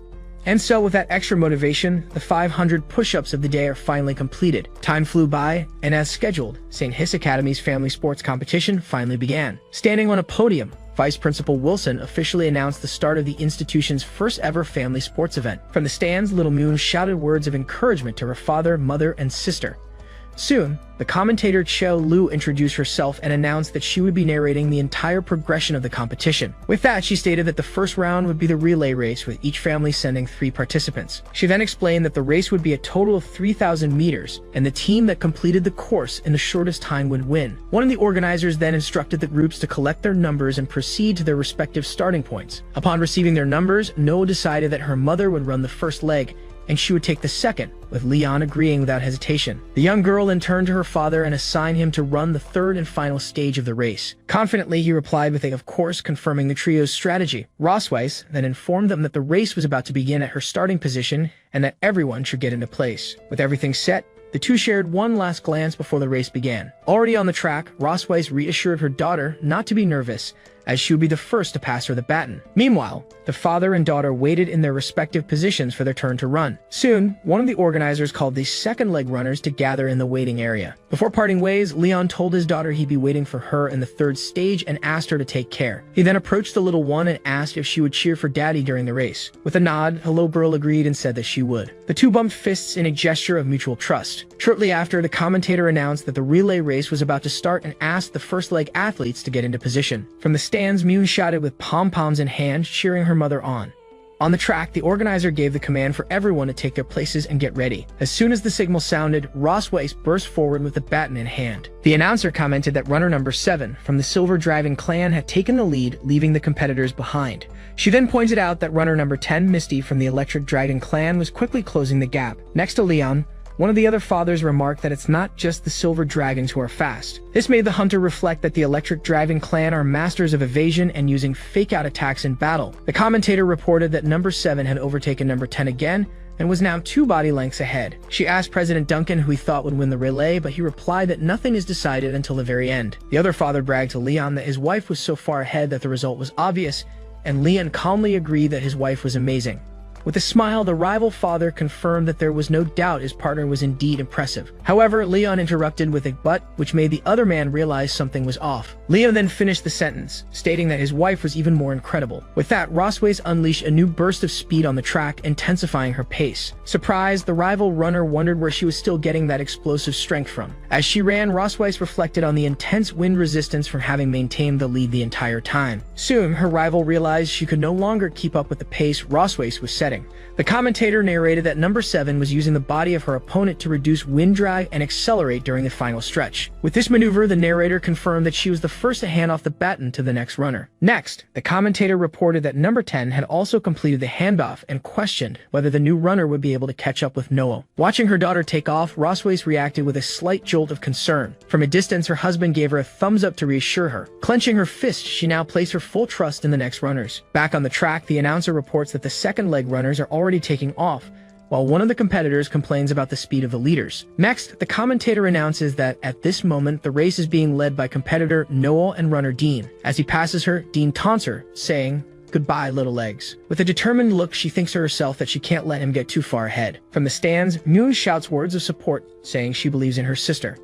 The commentator wonders whether Dean's lead will be decisive, but the president insists that nothing is decided until the very end. Soon after, the announcer informs that both runners have just exited the final turn and are approaching the home stretch. The commentator highlights that the two dragons are running side by side, with neither giving the other any room. With that, the announcer questions who will manage to pass the baton first for the final leg of the race. Then the commentator confirms that Dean hands off the baton with a slight lead, and Noah also completes the exchange successfully. As soon as she finishes her leg, she apologizes to her mother for wasting the advantage that had been built. Rosweiss reassures her, saying she did very well and that her opponent had a physical advantage for being older. She then invites her daughter to go with her to the finish line to cheer for Daddy. Back in the stands, Mune yells that her daddy needs strength and that he's the best. On the track, the rival runner warns Leon to pay attention because he's about to gain a 5-second lead. As he bursts forward, the opponent laughs loudly, mercilessly taunting him. Leon internally thinks that the rival shouldn't underestimate his obsession with vacation time. With the race heating up, the commentator narrates that Gordon and the representative of the Silver Dragon clan continue to accelerate,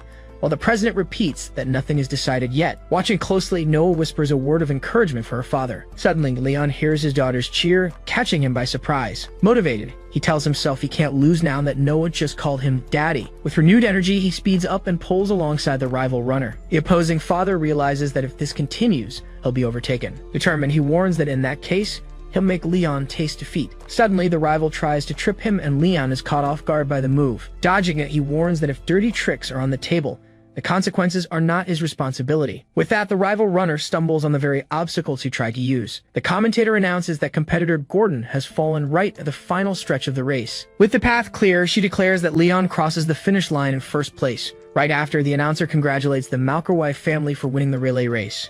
After the victory, the father approaches Noah and asks what she had just said. With a shy look, the little girl calls him daddy. Leon asks her to say it again, but Noah says she'll only repeat it if they win first place in the games. Rosweiss comes over and asks if he's hurt, and the warrior assures her he's fine. Suddenly, the rival father approaches the judges and accuses Leon of cheating by kicking dirt at him at the end of the race. In response, Leon fires back, asking how the attacker now wants to play the victim. He then points to the opponent's clothes and says the attempt to strike him is visible by the shock marks on his shoulder. Feigning innocence, Leon tells the judges that he was running full speed and might have kicked up some dust by accident, but it wasn't his fault. One of the organizers asks the runner to cooperate with an inspection, but his wife stops him from approaching. As the couple tries to understand why the inspection is being interrupted, someone approaches and asks what's going on. The rival father immediately recognizes the arrival of the clan chief, revealed to be Thor, leader of the Electric Dragons and president of the arbitration committee. The next day in Sky City, Leon laments his lost vacation. He then writes the word vacation on a foggy window. Lying on a table, he regrets winning the championship. Outside, a little girl points him out to her mother, who tells her not to look. Leon then dramatically says goodbye to his vacation. Rosweiss asks what he thinks of an outfit, and he replies that it's fine without even looking. She then questions him for not turning his head to give his opinion. He turns around, gives a thumbs up, and assures her she looks good in anything. But the woman complains that the outfit doesn't fit well. She approaches a rack with other clothes. Then she picks up a black swimsuit and asks about that one. Rosweiss then shows off the new suit and asks what he thought. With that, Leon is left completely speechless and looks away stunned. He pulls himself together and says he doesn't think it's a good idea for her to wear that. Rosweiss then comments that she thought he liked the outfit. A woman then appears and reveals she has already prepared swimsuits for the girls. Rosweiss questions if he's unhappy with the situation, but Leon denies it. Then she reminds him that the date for the Hot Springs trip can't be changed. She adds that his daughters are looking forward to it, and their happiness will make him happy too. With that, Leon forces a laugh and says he's very happy about the trip. To cheer him up, Rosweiss proposes not to touch him for the next 7 days, but Leon doubts the promise, saying she's always around anyway. She then swears on her reputation as the Silver Dragon Queen that she'll keep her promise. He nervously accepts the deal. Then she whispers that the bet will be harder than he thinks. Leon retorts that he can control himself and wouldn't touch her without a reason. She warns him that if his dragon pattern appears, he's lost, but he accepts the challenge. The next day, they arrive at Floating Cloud Valley. In the hotel lobby, a receptionist identifies them as the Academy's model champion family. Leon just confirms the information for the woman. The receptionist informs them that the Academy will cover all expenses, and Moon comments that the fish in the aquarium look delicious, but Noah corrects her. She then hands the room key card to Leon, who thanks her. He questions why there are only 2 rooms, and the woman asks if he's dissatisfied with the arrangements. The receptionist offers a special honeymoon suite, but Leon immediately refuses. He calls Noah and Moon to go, while the woman wishes them all a happy holiday. Then the family walks down the hotel corridor. Leon realizes he'll have to share a room with Rosweiss again and needs to find a way to avoid it. He then asks his daughters if they want to share a room with him, but they say they want to sleep together. Moon explains that Aunt Isa said everyone should have their own space so they don't bother others.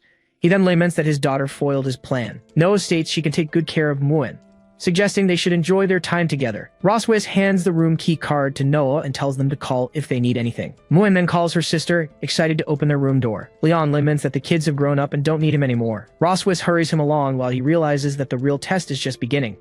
In the room, Rosweiss admires the view from the window. Leon enters carrying the suitcase, and she comments that the scenery here is really nice. He then asks her if she's ever been to this place before, but she denies it, explaining that she's been too busy with clan matters to go out with the children. She continues, saying that's why she brought a camera to take some souvenir photos. Leon startles when he hears the word camera, wondering if it's the same one he used before. Opening the suitcase, he finds the camera, and she confirms it's the prize she won at the school's sports event. He then despairs, remembering that the camera contains embarrassing photos he took of her during the sports event. Rosweiss then approaches from behind and asks for the camera. He protects the object and offers to take the pictures, claiming to be a super professional. She questions him about when he became a photographer, and he replies that he's been photographing his master's donkey since he was a kid. She then agrees and invites him for a walk before the barbecue and fireworks at night, and he accepts. The family strolls through the garden, and Leon announces he'll be the photographer for the day, much to the girls' delight. Next, the 2 little girls pose together for a photo in front of a large statue. Noah approaches a small deer and offers it a carrot to eat. The children comment on Rosweiss's beauty as she poses surrounded by deer. Then Moen points to a carousel and calls for her mother to go play. The woman then tries her luck at a claw machine to get a prize. Leon takes the opportunity to snap a picture, praising her expression. He celebrates having managed to capture a picture of Rosweiss smiling. Then he looks at the photo he just took on the camera's display. She admits the photo turned out well, and Leon brags that he shouldn't be underestimated. Later, in line to buy drinks, she questions him for following her, She then turns around holding a small teddy bear. Leon stares at her, not understanding the situation. Roswis offers the bear to him, asking if he didn't give her one in Sky City. He smiles and explains that the one he gave her was the Bear King, while this one is just a cub. The woman then gets annoyed by his comment. She asks if he doesn't want the gift, but Leon quickly says that's not what he said. Meanwhile, sitting on a bench, Moen complains about how long her parents are taking to bring her drink. Noah then confesses that actually she's sometimes jealous of Moen. Her sister, surprised, asks why she would be jealous. The little girl explains it's because she can say anything to their parents without hesitation. Moen says she can do that too, but Noah denies it, saying she can't. She justifies this by saying she's a big girl now and can't just say whatever she wants. A narration explains that Noah wasn't always like this, having been born just 20 minutes before her sister. The two grew up together under their mother's care, exploring the world and learning. To them, their mother was always the most powerful and omnipotent being that existed. But one day, Noah saw her mother next to her unconscious father and realized her fragile side. The little girl then wondered if she could share her mother's responsibilities when she grew up. Since then, the desire to take care of the family grew in her heart, and she began to act like an adult. Noah forced herself to mature quickly, becoming independent and getting good grades. This was all done to prevent her mother from being as sad as she was that day. Back in the present, Moen says she doesn't understand complicated things, but she's also very jealous of her sister. Noah is surprised and asks why she would be jealous. Noah asks how her sister could possibly envy her, but Moen stands up and says she's wrong. She explains that her sister is smart, always looking after her like a grown-up and winning lots of awards. She declares that's why she wants to be just like her sister in the future, which surprises Noah. Noah replies that her sister doesn't know what she'll be like in the future.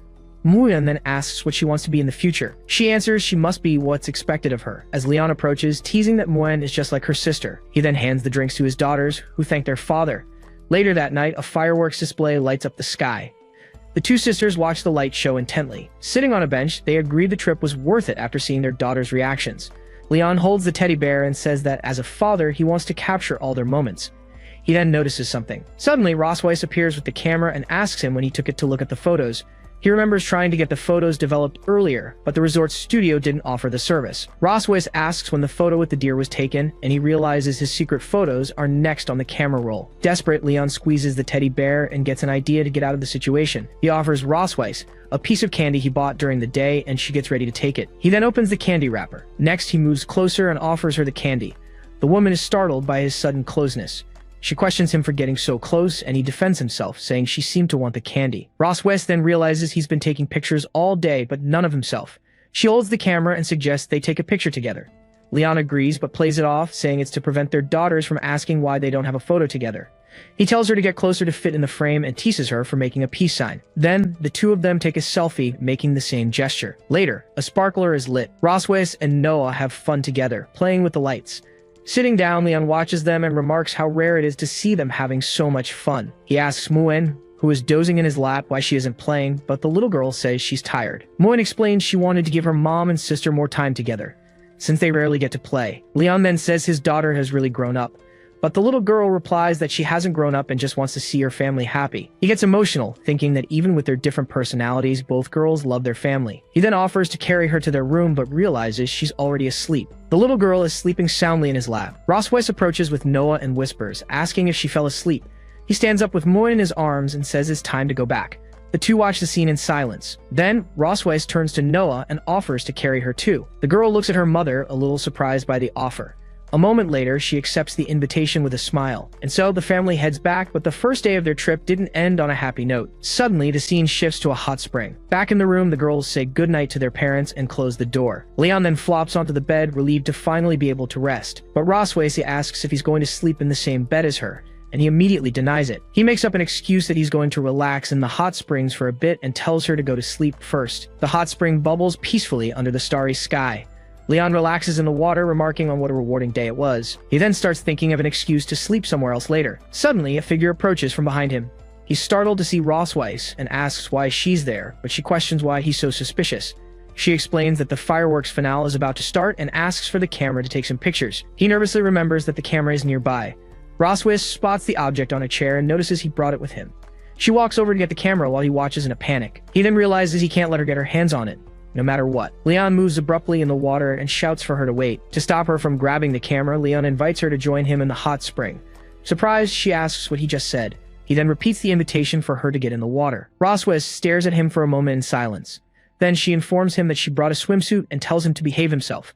but Leon assures her that a good dragon hunter can keep his composure. She tells him to remember what he said and heads to the changing room. Alone, he tries to calm himself down, telling himself that nothing bad can happen. Leon fills with determination, ready to protect the photos at all costs. While waiting, he decides to recite the dragon hunter's honors to distract himself. Soon after, he hears a sound and realizes she's coming back. A woman wearing a purple dress appears at the door. The outfit completely covers her body. Weiss then emerges at the entrance, but she isn't wearing the swimsuit she mentioned. Leon turns to her, completely surprised by what he sees. Leon scoffs at her outfit, assuring her he won't have any reaction. She then glares at him and calls him conceited. Weiss gets into the water and explains the outfit was a gift from her sister, which makes Leon laugh. An awkward silence then settles between the two in the hot spring. He turns away, relieved that her swimsuit is quite conservative. But the woman provokes him, asking if he's scared. Leon then turns back and states there's nothing to be afraid of. Suddenly, he points at her in shock and yells about her swimsuit. It turns out the outer garment was just a cover-up, and underneath she was wearing a swimsuit. She laments that she hadn't imagined her sister's gift would come with a surprise. But right after, the woman looks at him with a smirk. Then she moves closer to him and asks what he thinks. Leon questions why she didn't just change before coming back. Weiss teases him, asking if the great dragon hunter is uncomfortable. He realizes he's being played and needs to find a way to break the stalemate.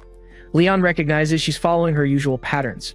Her routine starts with the first step, provocation. Next, the second step is to flirt with him. Finally, the third step is to shift all the responsibility to him. So Leon decides he needs to use this situation to his advantage. He claims not to be afraid and challenges her, asking how she'd react if he revealed his dragon pattern first. Weiss stares at him.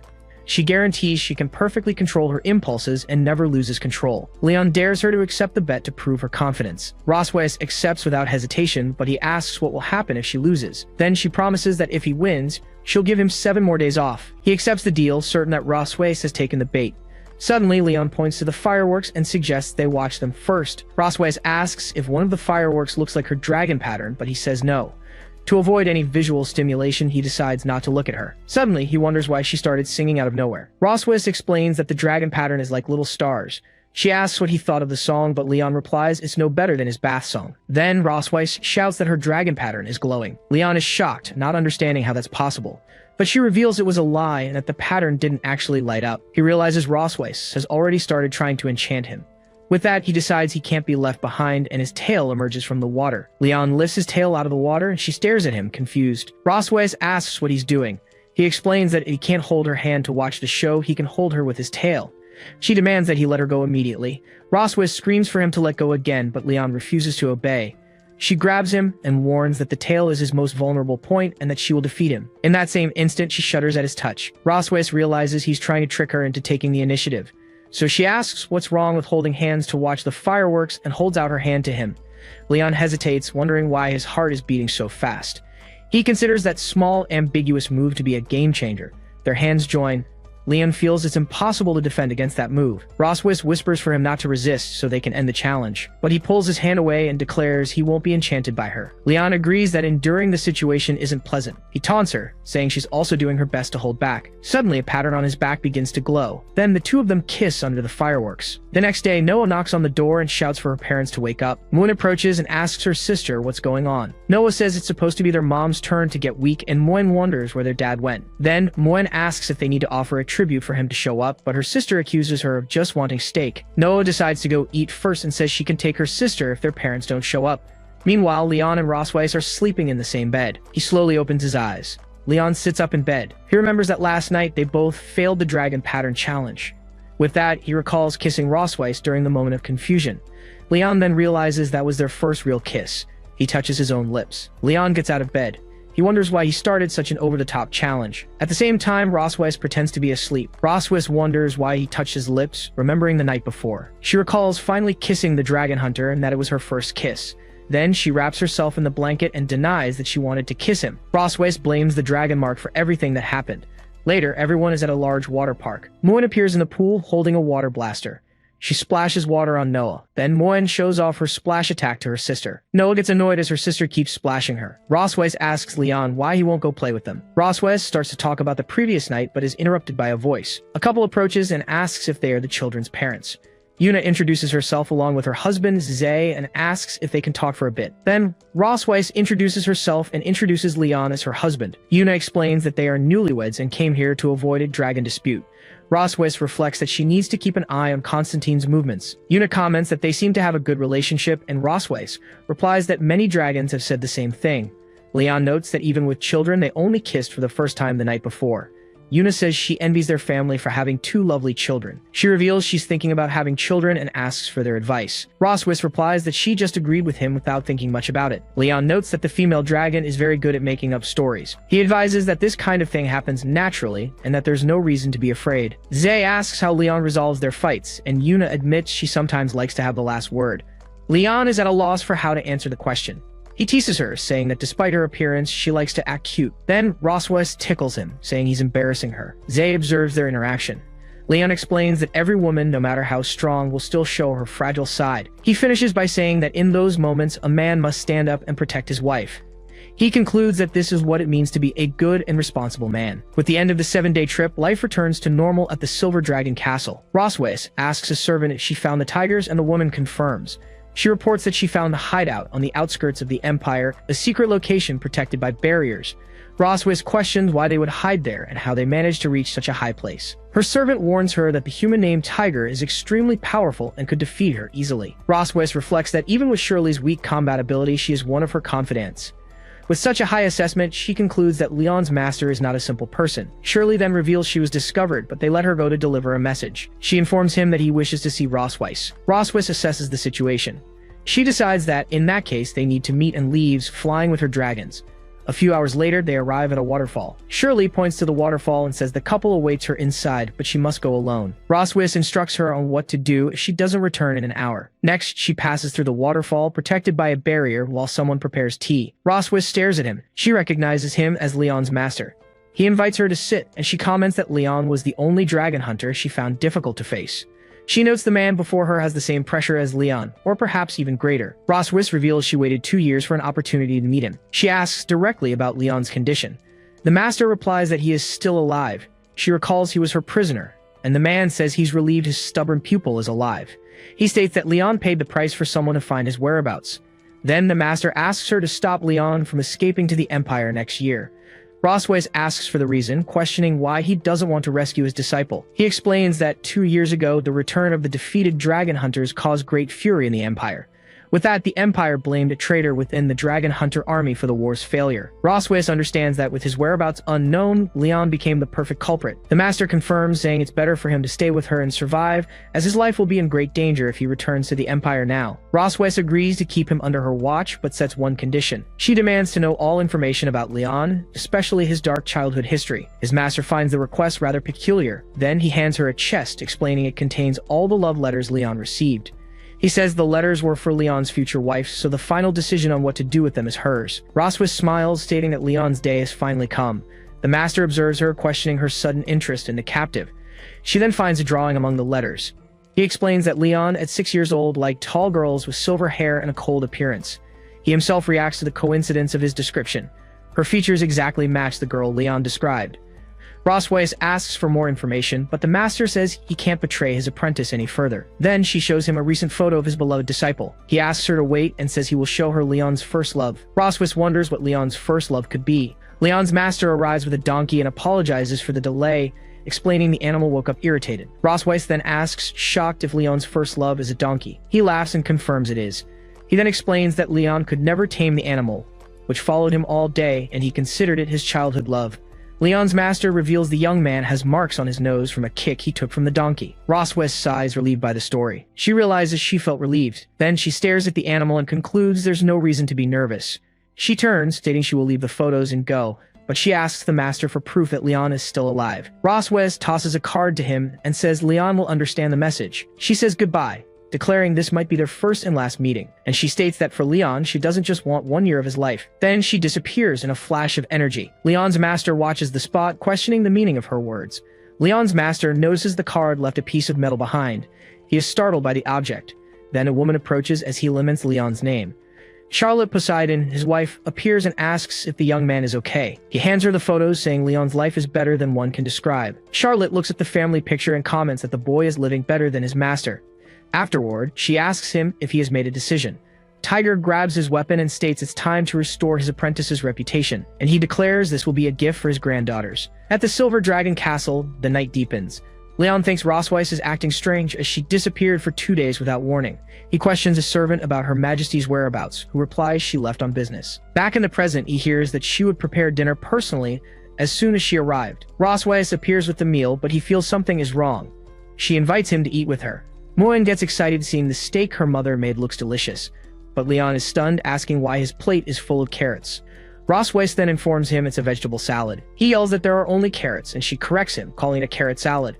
Moen asks if her daddy doesn't like carrots, leaving him speechless. Rosweiss reminds him that he always tells Moen not to be a picky eater, so Leon states he will eat it all. He suspiciously, wondering if she discovered his weakness. Suddenly, Rosweiss remembers something, and she informs him she needs to talk to him in his room tonight, leaving him shocked. Later, the bedroom door opens. Rosweiss enters the room. Leon, sitting on the bed, pretends to read a book as she approaches. She stands beside the bed and asks if he's nervous, but he denies it. Then the woman sits in a nearby chair and asks for his attention. She insists that he come closer. Leon, already in his pajamas, approaches her and asks if she missed him after not seeing him for 2 days. Rosweiss confirms and asks him to turn off the lights. Then, the bedside lamp is turned off. They lie side by side on the bed, but half an hour later, nothing happens. He hides under the blanket, wondering what's going on. Then he whispers, asking if she's really just sleeping. With one eye half open, she asks what else he was expecting. He turns away and replies that he just wants to sleep. Leon then decides to save his energy, planning to turn the tables when she least expects it. The clock on the nightstand marks the passing of time. Suddenly, Rosweiss opens her eyes. She sits up in bed and picks up the clock, and she remembers the master's advice that at 2:30 in the morning, Leon might reveal his thoughts in his sleep. Rosweiss moves closer to him and decides to run a simple test first, so she asks for the name of his youngest daughter. Leon answers Moen in his sleep, and she confirms the plan is working. She asks him what kind of girl he likes, and he replies that he prefers tall girls with silver hair. Next, she asks why he rejected girls who looked like that in school, and he says he didn't like her. Rosweiss gets annoyed as he hesitated for 5 seconds before rejecting her. She insists on knowing what else he likes, and Leon replies that he prefers mature women with an elegant style. Rosweiss asks if he'd like to see his classmates in that kind of outfit, but he denies it. She then presses him to know who he would like to see in that outfit. With a smile, he whispers the name Rosweiss. She is completely stunned by the answer, and she reacts embarrassed by the unexpected confession. Rosweiss wakes him up and demands to know why he wants to see her in a bunny girl outfit. He starts to explain why, but falls fast asleep. She realizes he fell back asleep at the crucial moment. Rosweiss warns him that next time she'll make him embarrass himself while he sleepwalks. The next afternoon, Moen is playing outside the Silver Dragon Castle.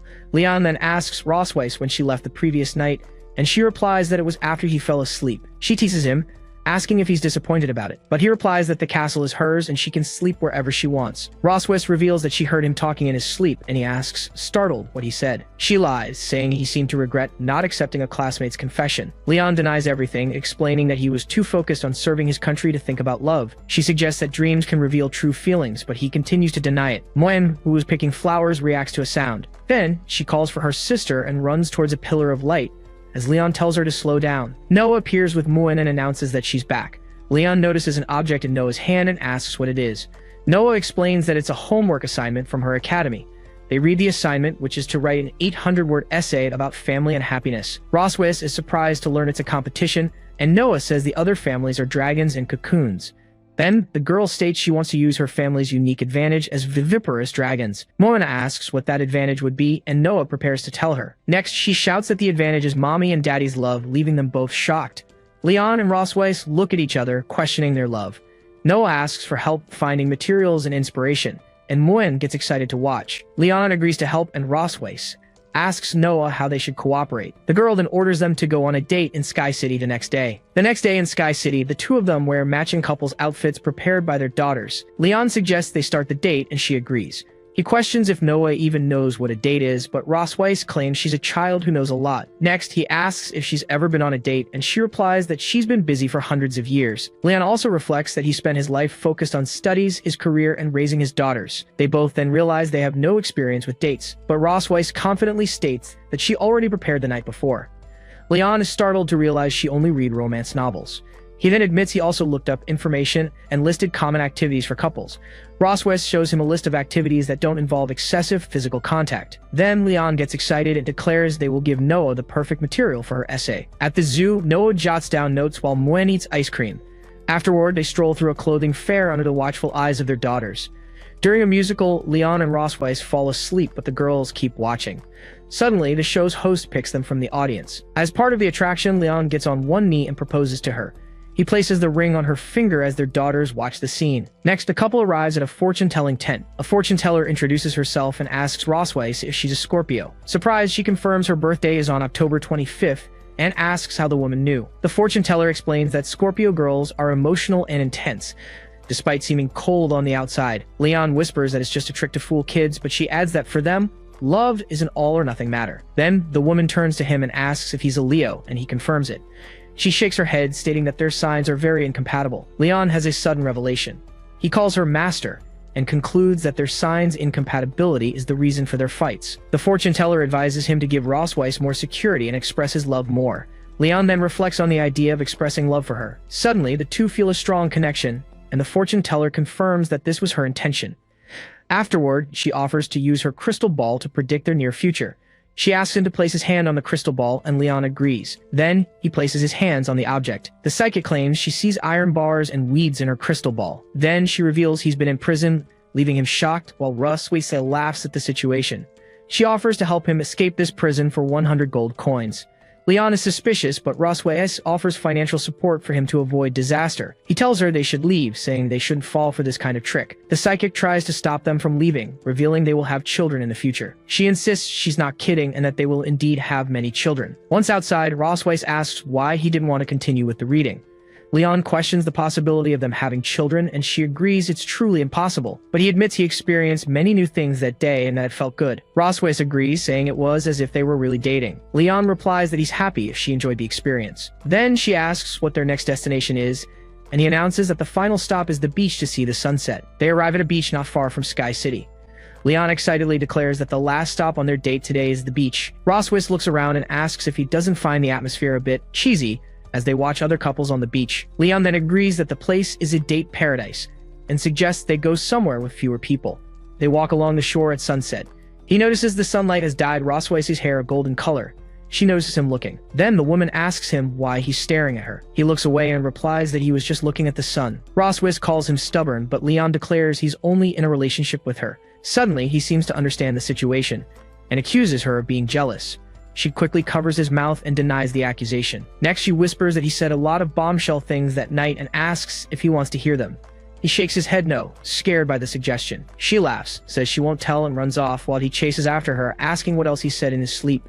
Hiding, Muen notices how happy her mother looks, smiling, while Noah regrets not having her camera. Then the servant says it's actually not a shame, and the girl asks why. She explains that fleeting beauty is more meaningful for Her Majesty and that they should cherish the moment in their hearts. The girls watch their mother smiling and agree. Weds splashes water at Leon, who warns her to wait. She keeps running through the water. Suddenly, she slips and screams. Leon runs toward her and yells for her to be careful. Then, he holds her tightly in his arms. The two of them stare at each other for a moment. The closeness causes a reaction in Leon. Weds moves closer to him and kisses him. They kiss on the beach during the sunset. The servant smiles and gently turns the girls' faces away, saying this was a private moment for the two of them. Leon reflects for a moment on the beach. Weds then states that the perfection of a story depends on its ending. She holds out her hand, asking if he dares to hold the hand of the least compatible Scorpio. He smiles at the taunt. Then he takes her hand and says there's nothing to fear. Hand in hand, they walk along the beach as their date ends with the sunset. Sometime later, Noah wins the essay contest by describing her parents as a loving and strange couple. That night, a light is on in the room. Leon is looking for something under the bed. Next, he gets up from the floor. He reveals that he secretly printed photos of her in a kitten costume from an old festival and needs to hide them well. He sits on the floor, wondering where he should hide the last photo. Suddenly, someone enters the room. Leon turns around, startled by the sound. He quickly hides the photos in a drawer. He hurries back to his spot. Weds enters the room and finds him reading on the couch. Leon then asks if she's turning in for the night, hoping she would stay a little longer. She smiles and asks if that's not possible. He agrees, telling her to do as she pleases. Leon thinks that he now has the upper hand to deal with any of her tricks. She sits next to him and asks if he likes bunny girls. Startled, He yells and wonders if his secret photo collection has been discovered. Weds then reveals he talked in his sleep about wanting to see his classmates dressed as bunny girls. Leon denies it and declares that if he were to ask, he would ask her to wear the outfit. She's surprised to realize he took the chance to reveal his true feelings, but she decides to tease him a little more, and states that he can dream on, because she will never wear a bunny girl outfit for him. He concludes that since she didn't find the photos, he still has the advantage. Then Leon smiles and asks what she would do if she wore the bunny outfit. Weds warns him that if he plans to use magic to force her, his tricks won't escape her sight, and then she challenges him, saying that if he succeeds, she'll have to publicly admit that he won the argument. Leon stares at her and asks if she's serious. She confirms, but reminds him to think about the consequences if his little plan fails.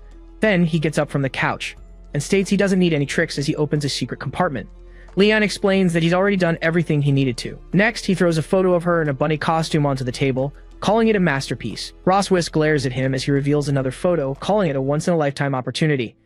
He spreads several photos on the table, declaring the last one the final art. An aura of energy erupts around her. She asks when the photos were taken, and Leon realizes the dragoness is furious.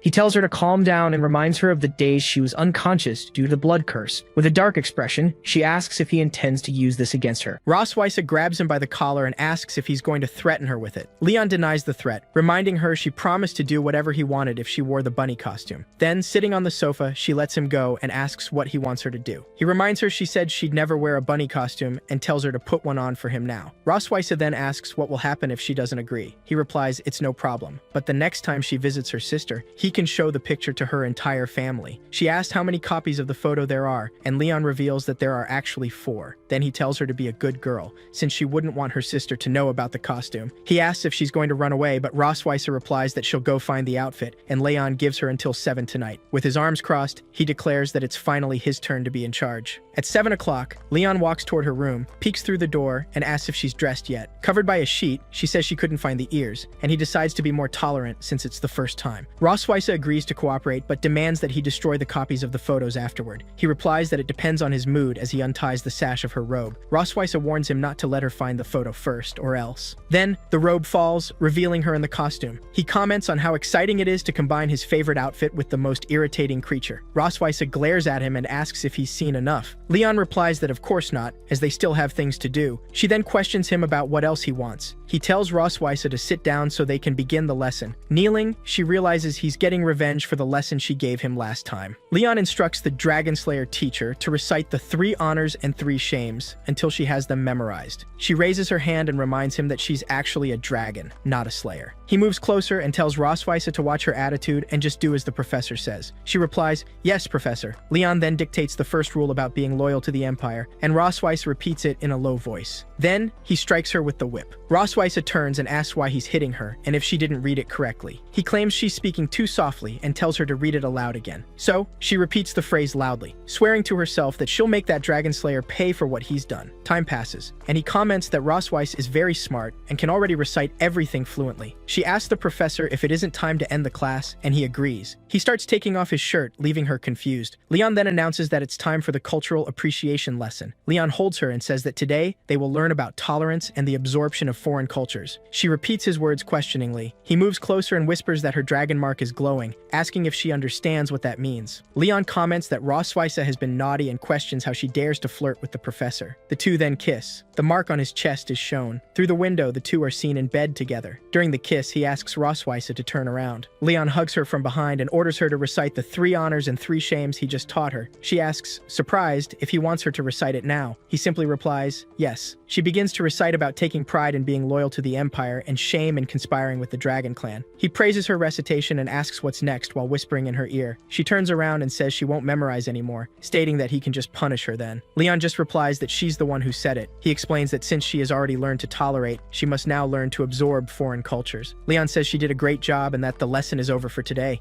He tells her he's going back to his room and that she should get some rest. She then swears he's a dead man the moment she finds those photos. The next day, Leon is seen outside with Muin and Noah. Meanwhile, Weds desperately searches the room wondering where he hid the photos. She affirms that only by finding the pictures can she regain control and protect her position in the family. Leon walks with Muin and says he has other things to do, asking her to find Anna, and the girl agrees. Muin turns to look at her father, who is standing behind her. Upon entering his room, Leon notices the door is open, remembering he had closed it when he left. He observes that the furniture is exactly as he left it. Then he notices a faint fragrance in the air. Leon concludes that Ross Weiss couldn't resist and came to look for the photos. He then announces that he forgot his favorite coat in the garden and needs to go get it. She decides to leave and come back quickly before he returns, but as she opens the door, she comes face to face with Leon standing right in front of her. He stands there, arms crossed, waiting for her. He then asks what Melkve was planning to steal by sneaking into the professor's room, and she realizes she's been tricked. Leon knocks on the bathroom door and asks what Ross Weiss is doing, but she denies being eager for the lesson. He then announces that Mr. Cosmode has created a song for her with a message about her great bunny costume. Outside, he sings for the little bunny to open the door, but Ross Weiss shouts that she won't open it no matter what. Leon warns her that he'll count to 3, and if the door isn't open, her sister will receive the photo in 3 hours. But before he finishes the count, the door opens, and Ross Weiss appears before him. He smiles and says that this is much better. She backs away and asks what he intends to do. Then, she runs to the shower door and locks it. Leon stares at her and starts to say what he wants to do. He finishes the sentence by saying he's going to rectify the law right there. Lying next to Leon, she calls him a bastard and complains that he didn't go easy on her. Then she observes that even the strongest dragon slayer is defenseless while sleeping and asks where he hid the photos. She notices there's no response, concluding that last time she was lucky to hear his true feelings. Then she decides that maybe she should try another method this time. She places her hand on his head and orders him to take her to where the photos are hidden. She realizes it worked when he sits up in bed. He gets up and starts walking down the hall, and Ross Weiss follows him closely. She tells herself that when this man wakes up, everything will be back to square one. They arrive at the back mountain of the Silver Dragon Castle. Ross Weiss calls him a cunning dragon slayer, realizing that finding the photos there would be like looking for a needle in a haystack, but she feels that the route he made her follow was a bit strange. She then remembers that the places they passed were all the ones he took her to that night. Ross Weiss asks if they've arrived, and he turns to face her. Then she realizes she's fallen into his trap and that he was pretending to be asleep the whole time. Ross Weiss says he doesn't need to pretend anymore, as she knows he's awake. Leon then confirms that her charm spell clearly didn't work. She wonders if he hasn't realized yet that he might be sleepwalking. He asks Melkve if she's familiar with the places they passed and which one was her favorite. She shouts that she doesn't like any of them, especially this one. Then she questions if he's not going to do that right here. He pulls her close and confirms that they will have their final lesson right there. Her scream echoes through the forest at night. Sitting in her chair, Ross Weiss complains that Bastard has been torturing her in every way possible for the last 2 weeks. She then states that she needs to do something to get out of this situation. She turns to a drawer, claiming she intended to use that letter to manipulate Leon. Given the situation, she says she'll have to use the letter ahead of schedule and takes it from the drawer. After a knock on the door, she tells the person to come in. Leon asks what Her Majesty desires of him. Ross Weiss holds the letter and says he must be eager to know how his master is doing after more than 2 years. She then reveals that this is the letter he wrote and asks if Leon would like to see it. Then, she proposes they make a deal using the backup photos. Leon questions how he can be sure it isn't a blank piece of paper, and she replies that it's his only chance. She threatens to burn the letter if he doesn't need it. Leon knows that even if he hands over the 2 copies she knows about, he'll still have 2 more stashed away. He concludes that, no problem, the advantage will still be his. Leon tells Ross Weiss to wait, as he's going to get the photos now. A while later, he returns and places the backup photos on the table. Ross Weiss then hands over the letter and takes the photos in exchange. She knows that if her sister saw those photos, her Silver Dragon Castle would know no peace. But she notices there's a group photo among them. She decides that keeping one isn't necessarily a bad thing and burns the others. Seeing his reaction, she asks what his master wrote that moved him so much. He shows her the note, which says, "Kid, don't worry about the donkey," and complains that he shouldn't have traded the photos for that. Then he wonders if his master is worried about something dangerous preventing him from returning. Ross Weiss remembers that Tiger told Leon not to return to the Empire for a year, and she doesn't want him to leave either. She suggests that maybe his master finds him lacking and wants him to gain more experience here, leaving Leon shocked. He brags about being first in the Dragon Hunter rankings and holding all the physical records at the academy. Then Ross Weiss teases him, saying he's more of a champion at getting captured than at handling his homework. Leon challenges her to another fight outside, but she reminds him her win rate against him is 100%. She simply advises him to practice more first. Then Leon promises he'll show her. Months later, he reflects that although his health has recovered, his magical power remains depleted. Leon explains that his magical attribute is lightning, a highly offensive element. He states that no matter how strong he is, without the help of magic, he can't defeat an opponent at the Dragon King level. Upon trying to use his magic, he confirms that, as expected, it's still the same. He concludes he needs to figure out why his magic is depleted to defeat Ross Weiss,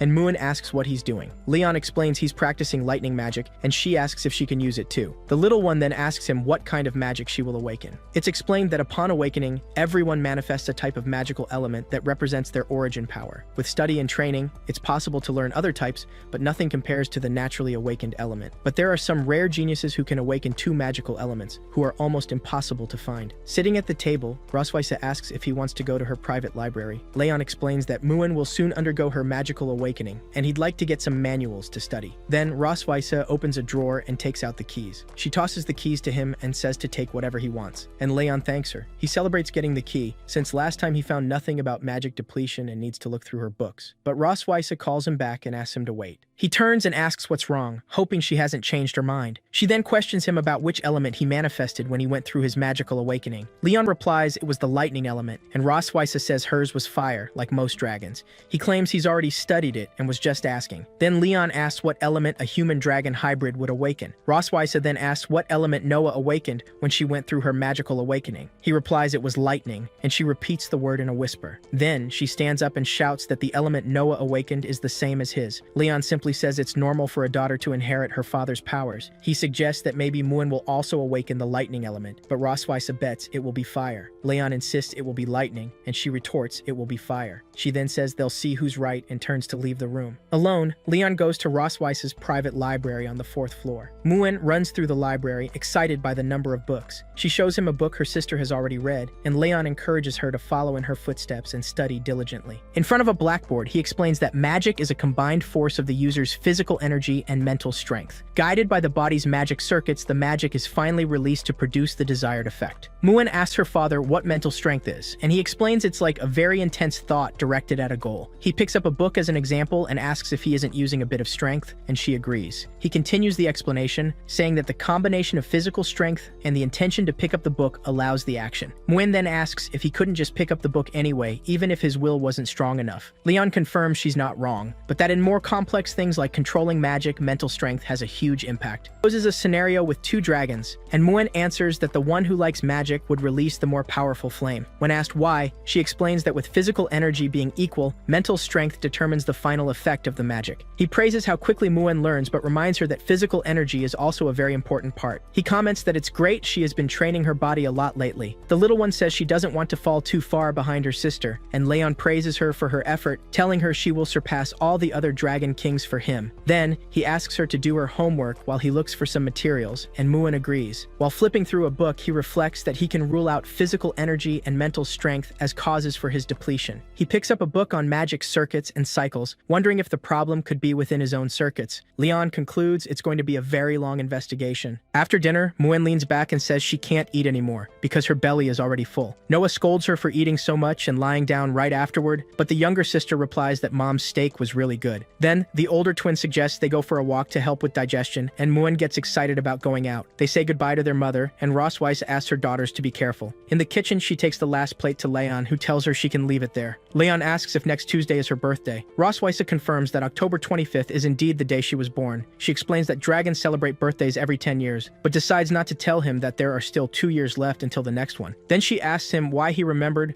and whether he is going to give her a present, but Leon denies it immediately. He retorts by asking since when a prisoner gives a birthday present to the one who defeated him. Roswisa approaches him and says that since he won't give her a present, he could at least show another form of affection. He then asks what that is supposed to mean. Roswisa suggests that he could organize a birthday party for her, and Leon asks if she is talking about him. He argues that, as the queen of the Silver Dragon Sanctuary, she wouldn't need him to organize something like that for her. Roswisa reminds him that last year he was in a coma, and the children begged for a celebration, asking whether he isn't going to make it up to them. Leon reflects that he doesn't want to disappoint his daughter, but that doesn't mean he wants to organize a party for a dragon mother. She moves closer and says that an exemplary husband would organize his wife's birthday so that others wouldn't think they have problems in their relationship. Then she asks what would happen if she spoke in a less polite way. With an intimidating look, Roswisa reminds him that he is just a prisoner who must obey her. Leon then agrees, promising to give her a human-style birthday she will never forget. She blinks and says, "That's fine, but if she isn't satisfied in the end, he will have to resolve it another way." He grabs her arm and assures her that she can bet she will like it. Meanwhile, Noah studies the combination of different magic circles to achieve various types of spells. Leon ends today's lesson and asks if there are any questions, and Muin replies that she understood everything, Daddy. It is explained that since Noah doesn't like very serious lessons, he started teaching her using methods that spark her interest. She considers him the best father in the world and decides that when vacation comes, she will ask him to teach her lightning magic as well. Leon asks Muin and Noah if they know what Mommy usually likes. Muin excitedly raises her hand and says she knows, then blurts out that Mommy likes Daddy a lot. Leon is left speechless when he realizes that in their minds, they are the most passionate couple of all. Little Muin asks why he didn't say anything and whether she said something wrong. He reassures her, explaining that he just wants to know what else Mommy likes besides him. Noah then explains that Mommy used to say that dragons' lives are far too long and that even the most beautiful things come to an end. Because of that, for her, beautiful and fleeting moments gain even more value in memory. Leon reflects on the idea of a beautiful, fast, and fleeting moment. Then he finally gets an idea and exclaims that he now knows exactly what he is going to prepare for her. He ends today's lesson and says that he needs to prepare a few things, asking them to read a little more. The girls watch him leave, and Noah comments that Daddy seems excited,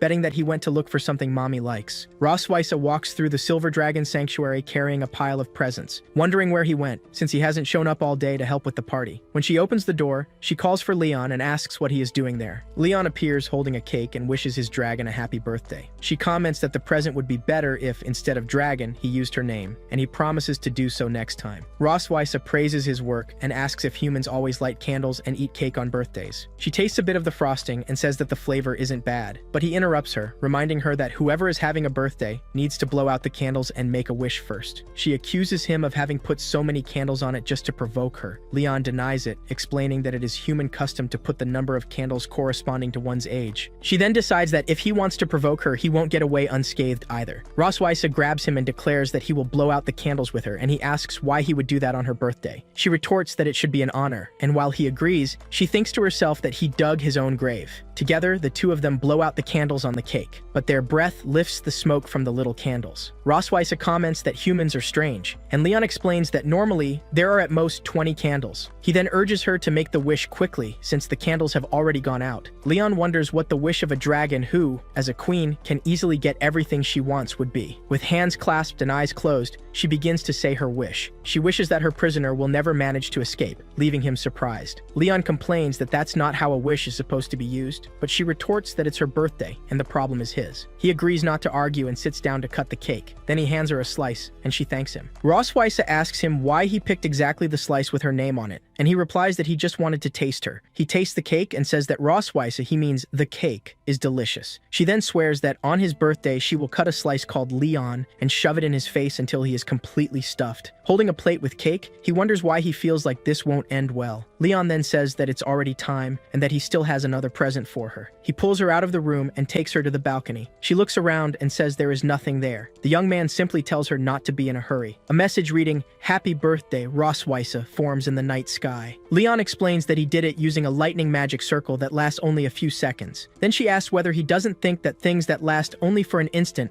are the ones that leave the greatest longing. He asks whether Her Majesty is satisfied now, and she admits that she didn't imagine he would be so good at preparing birthdays. He then boasts, saying that he already has practice from organizing all the birthdays of the donkey back home, which irritates her. Leon approaches with leftover cake from yesterday and asks why she can't stop yawning. She replies it's nothing, she's just been a bit sleepy lately. Then she notices her belly has gotten a little bigger, even though she's been careful with her diet and exercise. The only thing that's changed is how often she performs her duties with him. He teases her, saying that even the queen can be lazy, and here he thought she was a workaholic. She retorts that she works all year and asks what's wrong with wanting to sleep a little more. He backs off, telling her to get some rest. Suddenly, Rosweisa feels dizzy. Leon rushes to catch her, asking if she's really feeling unwell. He then checks her forehead and says she doesn't have a fever. She claims she's fine. She just stood up too fast and felt a little dizzy. He suggests she drink more hot water, but she gets irritated. Leon then grabs the cake box and runs out the door. Days later, Noah asks her father if he's looking for something. Leon replies that it's nothing. He's just looking around to pass the time. He decides it's better not to tell them about his depleted magic, so he doesn't worry them for no reason. Besides, if Rosweisa found out, she would mock his weakness. Leon asks Noah if she's finished her homework, and she says not yet, but she's almost done. Leon then asks Noah if she thinks her sister will awaken lightning or fire. His daughter says she would try to awaken fire to make her mom happy. He laughs and says that awakening an element isn't something you can decide with effort alone. Noah then changes the subject and starts talking about the lightning element. She asks if he can teach her lightning magic during the break to make the next semester easier. Leon realizes this isn't good, as he can't show her powerful spells in his current state. He tries to summon a celestial bolt, but the result is very weak. Noah consoles him, saying he looks kinda cute like that, She then says if he keeps this up, she'll just ask her mom to teach her, which makes him desperate. Leon stands up, declaring that can't happen under any circumstances. He decides that his place in the family and in his daughter's heart must be won by force. Noah asks if it would be a bother and suggests they forget about it, but he refuses, assuring her he'll teach her properly when the time comes. She asks if he's for real, and Leon promises he is. Noah hugs him. She then says she's going to check on Muen and runs off.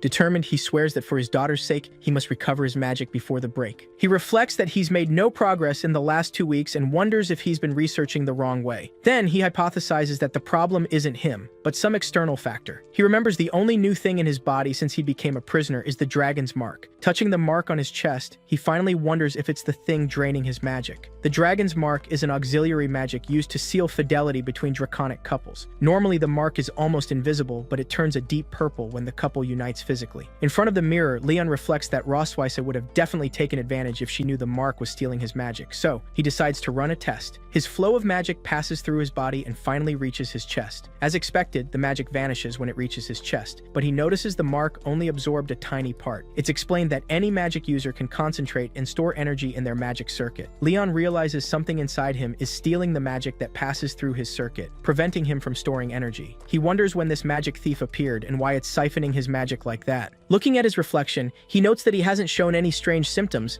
so everything must be fine. He then theorizes that since the mark's own magic isn't being drained, he could probably store a portion of his magic in it. The storage would be slow, but it's still better than having nothing left at all. Determined, he decides to start concentrating his magic little by little, starting today. Then, the day of Muen's awakening arrives. Seeing Roswitha, he greets her with a good morning. She notices his good mood, and Leon explains it's because Muen will awaken the same magic element as her father. Roswitha insists that Muen will definitely awaken the fire element, but he reminds her that Noah has the lightning element. He says he wants to see her reaction when the lightning symbol glows, and she just replies, "We'll see." In the castle chapel, a large magic circle is prepared for the awakening. As Leon and Roswitha approach, Noah thinks to herself that Muen will surely follow in her footsteps. Muen runs to meet them, calling for her mommy and daddy. The little one then asks if they're going to be watching the whole time. Roswitha assures her that she and her daddy will be with her the whole time. Leon advises her not to be nervous and to do exactly as he taught her, and she agrees. A maid informs them that Princess Muen's awakening circle is ready. Muen closes her eyes and begins to concentrate her magic. Roswitha comments that the process went very smoothly, and Leon boasts that he was the one who taught her. Then, flames erupt around her. Roswitha exclaims that she has awakened fire magic, leaving Leon in disbelief. She teases him, asking why he isn't smiling. With a pat on his shoulder, she celebrates her victory in their bet, but Leon interrupts her, saying something isn't right. He points to his daughter and states that the awakening isn't over yet. Then bolts of lightning begin to crackle amidst the flames surrounding Muen. Roswitha is stunned.